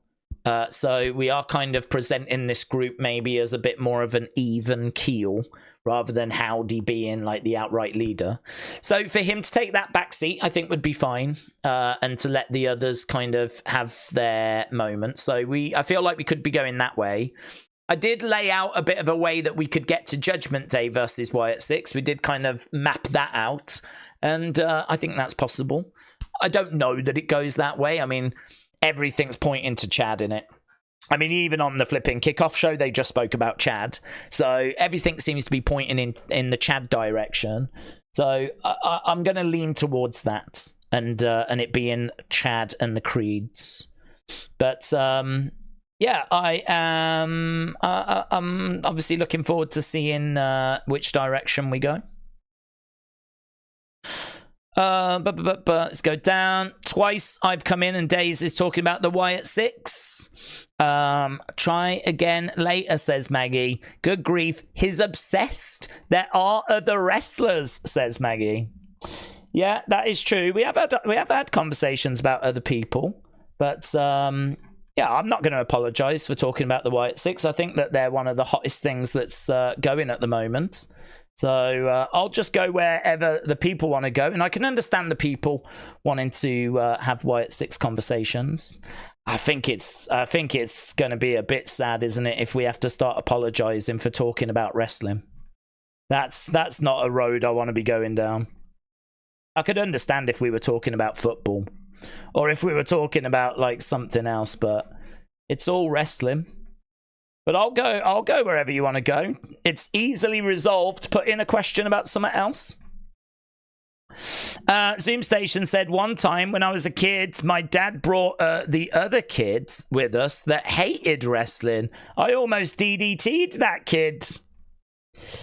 By the Bonfire said, I'm excited to see if Bo can pull off being in the limelight.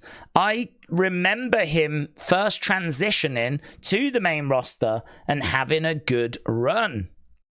Albert said, do we think we need to do brand-specific Money in the Bank briefcases with the roster being so stacked? I don't think so. What would you mean, like 2 men's and 2 women's? I don't think we would need to go down that road. I think because you'd be looking at like 4 then, you know? And that's way too many. I think 2's fine. There has been an argument that you could do like a tag one, but I wouldn't go down that road either. I mean, you can do it, but I wouldn't do it. I wouldn't do it on this show or on Money in the Bank. I would do it like on the Go Home or the SmackDown after. I think you could do one, but just we can't have 3 ladder matches. That's too many. I feel like 2 is fine, just like how 2 Royal Rumbles are fine. It's fine, you know. I mean, eventually we might even get to the point where we do 2 days. You know, we might do a Saturday and we might do a Sunday where we do a Money in the Bank on both days. If you look at the way that things are going with 2 WrestleMania days, and we know in 2026 we're going to do 2 SummerSlam days, you know, I think there's every chance that we do 2 Royal Rumble days. And is there a chance we do 2 days of Money in the Bank? Could it be that we actually do 2 cards and we do this one with the men's headlining night 1, women headlining night 2? Maybe we switch them around every now and again. Like, we could absolutely do that, you know? We could absolutely do that. So I think there's an opportunity to do that and go bigger and do 2 days for some of these bigger shows. And I think this is a B show, but you could easily turn it into an A show. You know, you could do this in a stadium and you could have this as a 2-day weekend. And I think as the company's looking for growth opportunities, it wouldn't surprise me if we did do that. But I think 4 would be too many, you know, unless you do the 2-day thing. Unless you do the 2-day thing, and then you would have Raw having 2 on Saturday, and then SmackDown would have 2 on Sunday, and you do 4 across the weekend. But I get the feeling even people would think that's probably too much as well. So I'm going to lean towards no, but there is probably opportunity to expand to 2 days. Mary said, what do we think is going to happen after the Wyatt 6 target Chads? We answered that one. We did that. Regan said, I can see brands proper splitting and doing 2 events for all the pay-per-views. Yeah, I mean, maybe. I don't know about things like Clash at the Castle, stuff like that, but I think Rumble, WrestleMania, SummerSlam we know is happening. Survivor Series would feel like a no-brainer, because you've kind of got to do something like that at the end of the year. Money in the Bank feels like one. Would you do Elimination Chamber? Because we have got 2 Elimination Chambers. It doesn't feel like too much of a stretch to do a different Elimination Chamber on each day. If you can fill the rest of the card out, then, do you know what I mean? You've got something there quite juicy. But I don't know about Backlash, and I don't know about Clash at the Castle, and I don't know about the other ones, whatever they are. We've changed them, haven't we? Payback. I think Payback's one, isn't it? We used to have things like TLC and Hell in a Cell, but we don't really do those anymore. And obviously we spoke earlier about the WCW premium live events that have now been trademarked and copyrighted. So I don't know how we're going to use those. We had a big conversation about that not too long ago on this stream. I mean, we've already been live for 3.5 hours. So, yeah, I kind of think there's some really interesting stuff coming up. Don't know what we're doing with those. Think they might just be NXT PLEs, but they might not be. They might be new ones that we add to the main roster card. Have to see. Tom said, I would rather watch 4 hours of Eva Marie than anything to do with a learning tree. Days Dynamite was 688. Oh, okay, thank you. I didn't see that. I never got sent that, so that's interesting.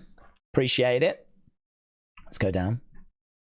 Lorenzo said, we are due a memorable Money in the Bank. It's been way too long since we had a decent one. Ramen Noodles said NXT, yeah. So these WCW pay-per-views have been trademarked, and it just reminds me a lot of how we did In Your House as an NXT pay-per-view, and we did Halloween Havoc as an NXT pay-per-view. Like we have, War Games. War Games is an NXT pay-per-view. I know that they've now taken it for Survivor Series, but for years and years it was NXT. So things like Super Brawl, which was a WCW show that ran for about 10 years, a pay-per-view that they did, you know, there's no guarantee that's going to be used on the main roster as a new pay-per-view show. It could be used as an NXT PLE. They might replace something like, you know, we've got maybe instead of Stand and Deliver, which I've never really liked, actually. I've never been a fan of that name. That's the one they tend to do WrestleMania weekend, Stand and Deliver. What about if we get rid of that and instead it's NXT Super Brawl? And they do that over WrestleMania weekend. So I could see them being used as NXT shows. I genuinely haven't heard what the plan is for them. I haven't seen Sean reporting anything on them. So definitely something to keep an eye out for. Jim said World War III in NXT could be fun. That could be fun. I agree. That could be fun. I'd like to see that come back, actually. Tom said In Your House was great. They should have kept that. I love In Your House. But then I've got the nostalgia for In Your House, you know. I mean, that kind of early mid-90s. I mean, I think it was 95, was it, the first one? And so I've got, like, nostalgia for that time period. That's banging when I'm, like, really into it. I mean, I'm into it now, but as a kid, when you first get into it, it's, like, late 92, 93, 94, 95. Actually, it's funny. I think part of the reason as to why the Attitude Era is not my favourite era is because I think I just got into it a bit too early. I think had I have got into wrestling around 97, then I would have loved it. But I actually got into wrestling around 92, which means that by the time I'm getting to Attitude Era, I'm actually getting towards, like, you know, time where life's getting quite hectic for me. You know, other things are happening. You know, you've got, like, you know, I'm not a kid anymore. I'm starting to go through school and all that stuff. So I'm watching it. But not as intensely as when I was watching it as a kid, you know? I was still keeping up with it. I was still watching shows and I was still keeping up with results. But I don't know, when you're a kid, you just can't get enough. You know, you want another tape. I wasn't really at that point during the Attitude Era. I was watching and enjoying, though. But I think there's something so powerful about when you're a kid, when you first get into it. That's a very special time. I don't know that too many people look back at when they first got into wrestling as being like a really bad time for them. That's normally the time that people are fondest about wrestling, because it's obviously you discovering it, going, oh my God, what's this? And it blowing your mind. That first impression. So for me, that was golden era. I mean, that's 92, that's 93, that's 94, 95, 96, you know, was kind of a little bit further into it. But In Your House, I've got so much nostalgia, so much fondness for. So I was so pleased when that was an NXT show. But yeah, they don't do that now, which is a real shame. But they did bring back Todd Pettingale, which was amazing. And didn't they have Sean Mooney as well getting involved? Amazing. So I don't know what the plans are for the WCW ones, but I am thinking potentially NXT. Right, let's go down. Chris said, Days, a match I would like to see brought back was the triple decker cage match. That would be good. They might need to find a way of just reinforcing it because, I mean, it really was sagging and it wasn't. I think you could make it look aesthetically a hell of a lot better now with presentation and lights on the side and everything. But yeah, I'd be totally down for that. I'd be totally down. There was a few things that they were doing in WCW that I think would be really fun. Like World War III with the 3 rings and the Battle Royal in each ring. You know, I'd definitely be down for seeing that again. The triple cage, I'd be definitely down to see that again. I don't know that I need... what was that match called that Abdullah the Butcher was in where they shocked him?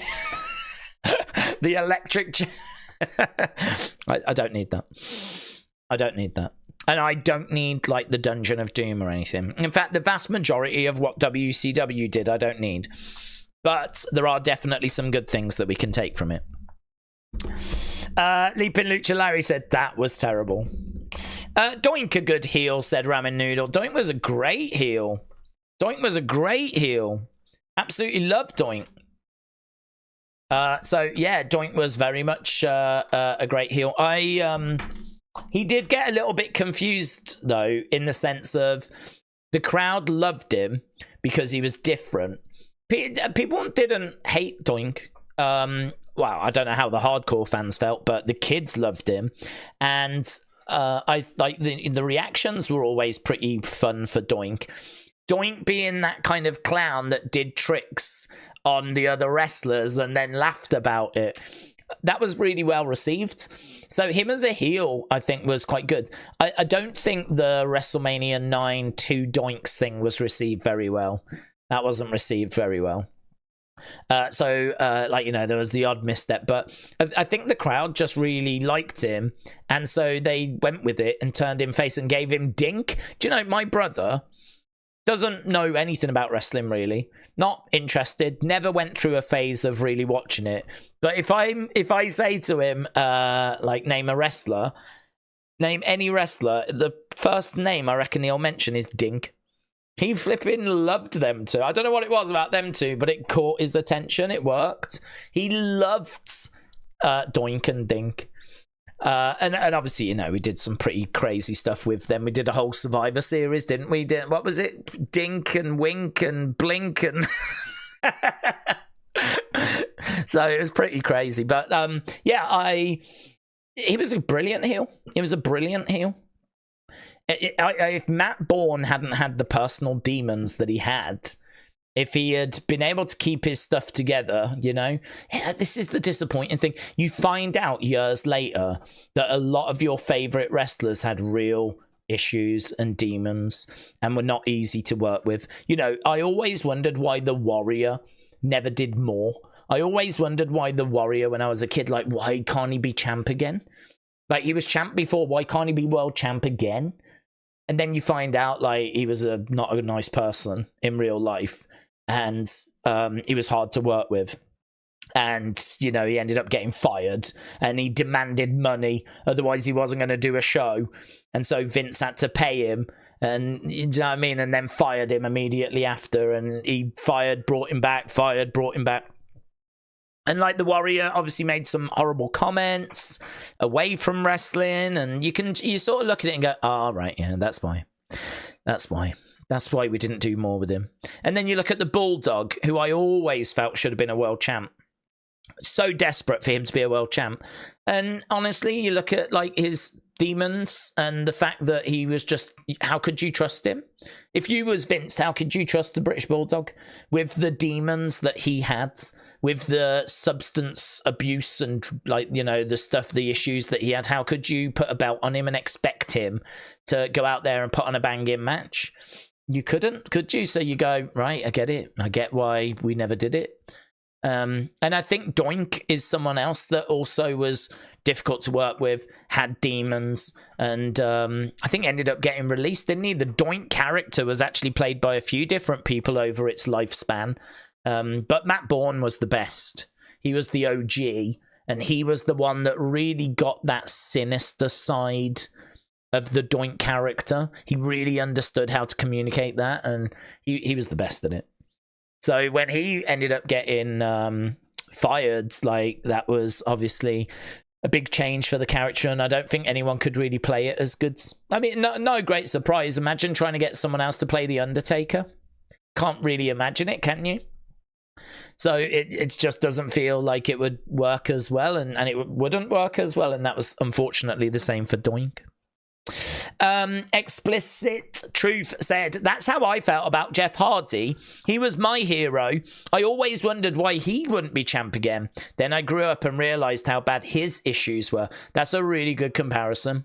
I could totally understand people feeling that way about Jeff. He had such an amazing connection with the fans that you could totally be like, oh my God, why can't we go with Jeff again? He's like my favorite. He's awesome. He's a risk taker. He's so exciting. And then you realize, how could you? How could you? You wouldn't know if he was going to turn up to the towns on time. You wouldn't know if he did, what state he would be in. And it's funny, isn't it, how when you're a fan and you don't really know what's going on in the business, I mean, it's a lot easier to know now, but if you're a fan, you don't really think about those things. Those aren't the kind of things that you as a fan really focus on. But unfortunately, they have a massive effect. They have a massive impact. There is a lot of politics in wrestling as well. A lot of politics. You've got to have a certain look, and you've got to be in favor with the right people. And it's a real shame, really, but it's only the same as every other business, you know? I mean, I suppose with sports, you can be a douche. You can tell everyone to go F themselves. You could be the worst person in the world, but if you are the best basketball player, you're going to get on the team. In wrestling, it's a bit harder, to be honest. I mean, I think you could be a douche if you've got an amazing... If you've got yourself over... Then you can probably afford to be a douche. Like Roman could afford to be a douche now because he's got himself over, and WWE won't want to lose him. So Roman could probably afford to be like that. But if you're not at Roman's level and you're not at that level, if you're just coming through, like Haaland, for example. Haaland was someone that was in NXT that was the Destroyer of Gods, which is still one of the best nicknames I've ever heard. And he looked like the next Brock. He was the Destroyer of Gods. And you're like, ah! And he looks so amazing. And you're like, well, this kid's going to make it. How's he not going to make it? Just from the nickname alone. You know, Parker Boudreaux, the Destroyer of Gods. But apparently he just didn't pick it up. I don't know that his work ethic was quite right. He didn't work out in NXT. He's gone over to AEW. It's not worked out in AEW. I mean, there's clearly something wrong there. You know, there's something not... It's not his look, but there's something happening behind the scenes that's not right. And it's amazing how many wrestlers that affects. It's amazing if you go back through the history. Probably the likes of Jake the Snake Roberts would be another example. Maybe if Jake had got his stuff together, he could have had a run with the world title at some point, you know. Certainly don't think some of these people would have been moved on from WWE as quick as what they were as well, you know. This is why a lot of people ended up parting ways with WWE, so...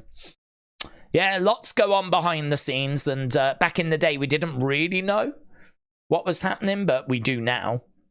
And I think that Jeff Hardy example is an excellent one. But Albert said, do we think NXT WWE could pull off a modern day version of Cyber Sunday Taboo Tuesday? That might sound very dumb, but maybe they could test it on YouTube using the poll features. Well, I'm under the impression that those were not accurate. I'm trying to think back to something to wrestle with that I listened to, but it was years ago now. I don't know that the results of the poll were 100% accurate, but the thing is that we didn't really communicate what the match was going to be to the wrestlers. So you had all these options. WWE, I think, largely decided what match it was they wanted. Didn't really matter what you voted. And then they went with that, but I don't think they really informed the wrestlers until it was around the time anyway. So the end result was that the matches were never that great. You see, if you do it for real, this is going to be the problem. How do you practice and rehearse all these different matches? You can't really. So that means that, like, you're going to have to get in there and just do it. But that's probably not the best way of having a great match. You know, you need to kind of go through a few spots. You need to have a few plans. It's going to be really hard to do that if you don't find out what match you're even having until the actual show. So I think the way forward for Taboo Tuesday, Cyber Sunday might be a little disappointing, but I think why not vote and announce the results of that vote the week before the show, so that way we still get to choose the stipulation, but the wrestlers get chance to prepare for the match that's actually been chosen. So if we choose for a cage match, we get the cage match, but the wrestlers don't find out on the actual show. They find out a week before, and then that should give them time to actually get a cage match planned. So we still get to choose it. It's just the wrestlers get to prepare for it. Because honestly, I think if you go down the road, you could, easily you could do cyber, easily. An app, right? An app. Download the WWE app, vote on there, we'll, get the results, right? Easy, right? No problem. The problem would be, how do you get wrestlers to put on a great match? Because at the end of the day, that's what you want, isn't it? You want a great match coming out of it. So I'd be totally down for it, but my concern would be, how do you give the wrestlers time to prepare and put together a match that's going to live up to the expectation? Because there's no point putting them in a cage match if the cage match stinks the place out. There's no point putting them in a 3 stages of hell match if it sucks. But you've got to give them time to actually work on some stuff and put it together, But you could get round it by voting the week before and then lead into, the result, and then they've still got time. So I don't think it's a bad shout, but that, I think, was the barrier before. And I don't know if that's the reason why they don't do it now, because, in this world where there's so much interaction, Cyber Sunday, Taboo Tuesday, that definitely feels like the kind of thing they should be doing, really. They should be asking the fans to vote on what match they want, and there should be something like that. And in this day and age with social media, it just seems like an absolute no-brainer. What a great way of getting fans to chat about and engage with and vote and have conversations about, what did you vote for? What are you voting for? The vote opens tomorrow for the women's match. What are you going for? That's a great way of causing a conversation, starting a conversation. So I don't think that's a bad idea at all. But I think that was the barrier. I think that was the reason why it was a problem, or why we don't do it now. But I think there are ways around that, maybe no one's had the idea to revisit it, and maybe we will revisit it again in the future. Harley Rose said, will Jeff come back to WWE as Willow? I don't know, to be honest. If you get it, I think it'll be a token appearance. I don't think that he comes back and has a big run as Willow. Did he? He did Willow in TNA. Did we get much of Willow in WWE? I feel like he might have made the odd appearance here there, but I wouldn't be expecting a big run, to be honest, with Willow. I don't even think I'd be expecting a big run with Jeff. I mean, I think that we could definitely look to bring them back and have a bit of a one last run towards a retirement. If I worked in creative, that would be my thoughts. I mean, I feel like, honestly, the Hardy Boys, I think they are done. I don't think they've got a great deal to offer anymore. I think you can bring them in as a tag team. I think that the fans would enjoy seeing them.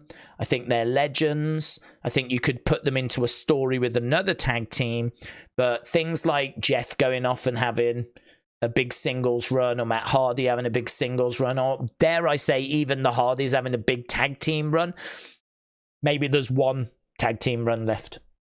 But I really think we've moved on, to be honest. I really think wrestling is moving on. You know, it's quick, high-flying, action-packed. And I just sort of feel like at the age that Matt and Jeff are, they've got to be looking towards the end, haven't they? You know? So I would definitely bring them in and give them one last run. I would have it as a tag team, and I would try and find a way of sending them off into the sunset the best way possible. But I don't know if they want that. I mean, it might be that they want to continue doing stuff, doing their deletion matches. The thing with wrestling is it's really hard to walk away from, even if your body can't do what you're used to doing or what your mind wants it to do. It's so hard to walk away from wrestling. We said before, look at Ric Flair, look at Jerry Lawler, look at Terry Funk. Look at, like, even John Cena keeps popping back, you know? Look at Undertaker, who probably should have walked away when the streak ended, but, you know, kept going. I mean, he went another 6 years. He finally retired at 36 in the Boneyard match, but he lost the streak at 30. So he was constantly trying to chase that big finale, you know? Ric Flair got perfect send-off at WrestleMania 24 and then kept going.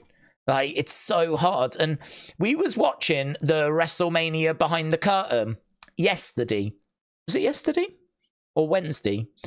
Can't remember when. But we were watching it. And, like, you could see The Rock waiting backstage. And I was like, you totally understand why these people can't give it up. Because they're standing back there, knowing their music's about to hit. They've got the people coming up going, good luck, you're going to kill it. And they're like, yeah, thanks, brother, thanks, brother. And you're standing there knowing, you're waiting, the anticipation. You know this place is going to go crazy. And his music hits and, like, man, the pop, and, you know, out he walks. And he stands there looking around as the arena's going crazy, you know? And, like, that's a great feeling, but even that, you might feel like there's something missing. You want to perform in front of the people, you know? You want that one last match. Just one last match. Just one last match. It's always just one last match. But your body gets to a point where it can't do it. Your body gets to a point where it's actually, you know, it's your reflexes aren't as quick. Your agility is not as good. Your speed is not there anymore. You've got to drastically change your wrestling and your moveset because you can't do the things you used to be able to do. And if you don't adapt, then you run the risk of picking up a lot of injuries. And, you know, it just becomes this downward spiral, really. I think that the Hardys are at the point where they've had a hell of a career. They should have made their money by now. And anything you get now is just a bonus ball. Whatever you get out of Matt and Jeff now is just a bonus ball. And honestly, if they were to come back, I mean, I really would be looking at having like a farewell run, which some people might disagree with, but I was not blown away by what I've seen from Matt and Jeff for a long time. I don't think what they did in TNA set the world on fire.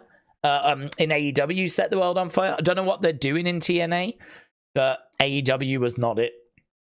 So, I don't know. I mean, how old are they as well? I mean, I feel like these two have been in wrestling for forever.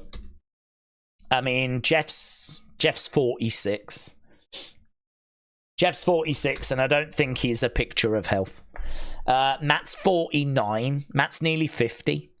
So Matt's nearly 50 and Jeff's 46. You could look at Jeff and say, oh, he's probably got a few more years left at 46, but I don't know, man. With all the risks that he's taken, all the stuff he's put his body through, he's probably a very old 46, you know. So that'd be my thoughts. But, you know, I don't begrudge them coming in and having another run. I really like the Hardys. I really like them. But I think part of that means I don't want to see them get unnecessarily hurt. So Sean Wells, shout out to you, my friend. Ron Winarski, shout out to you as well. Hope you are well. Big shout out to everyone that's joining us. We got about 40 minutes till the start of SmackDown. We did start super early today, obviously, as we built towards that kickoff show. Fun kickoff show, though. I enjoyed it. A couple of really fun moments. So we've definitely got some talking points that we got from that. They're looking to have everyone dress in white t-shirts. We're doing a white out, so I don't know why, but they're looking for that. So we got that, and we also had a few interesting chants. Crowd seemed a little quieter than you would like to have heard, but yeah, stage seems pretty set for what should be a really fun weekend. We've got Money in the Bank tomorrow, and we've got on Sunday NXT Heatwave. We're going to be doing both of those shows, and of course then we'll be back round to Monday, which is going to be a really big show, the fallout of Money in the Bank, and we'll be doing NXT on Tuesday as well. Right, E. Wilkie said, you can't imagine someone playing The Undertaker. Undertaker fought The Undertaker once. I know, and it was not greatly received.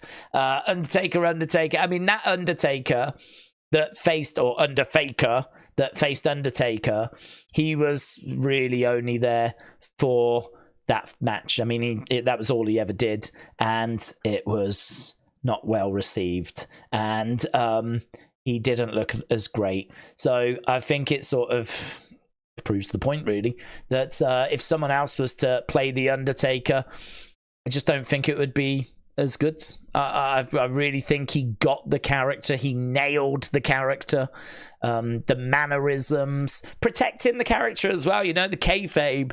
I mean, I know that's all out the window now, but he did a great job of like keeping it, like, you know, as real as possible for people. Protected that character. The moveset, you know, his agility to be able to do old school and suicide dives for a man of his size, you know, very impressive. Very, very impressive. I mean, not the kind of thing that you was really seeing around that time. So he was so... He just got it, didn't he? I mean, he was so slow, but when he needed to be explosive, he was really explosive, and that had impact in the match. And then he would go back to, like, maybe lying and then sitting up and opening his eyes. He played around with the speed of the match a lot. It was, you know, sometimes he would go really quick, running against the ropes, suicide diving, or, you know, like firing up, big boot into choke slam, into last ride. Like, he would put all these moves together, and it'd be really quick and it'd be really fluid, and then it would stop, and like maybe he'd get attacked and he'd be laid down, and then he would sit up, and like the pacing, it sometimes could be really slow, and sometimes it could be like really quick, and it was a lovely counter. It wasn't just the same speed throughout the whole match. He messed around with the speed and the pacing a lot, and it kept it really interesting. He was brilliant. He had a brilliant mind for wrestling, very good at the psychology. I think this is why, or part of the reason why, when he had the right dance partner, he put on really special matches. You know, obviously you think about those Shawn Michaels matches, those Triple H matches, but you can go back throughout the streak and find lots of examples of great Undertaker matches. You know, I think he was always someone that delivered in the ring, and that would be hard to replicate, and then find someone that can carry the character as well as what he did, you know.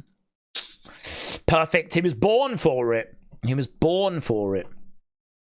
Connor said, do we remember when Big Show and Braun broke the ring? Yep. They've done that a few times, actually. Joshua said, are you going to see Jake versus Perry on July 20th? I do have a calendar.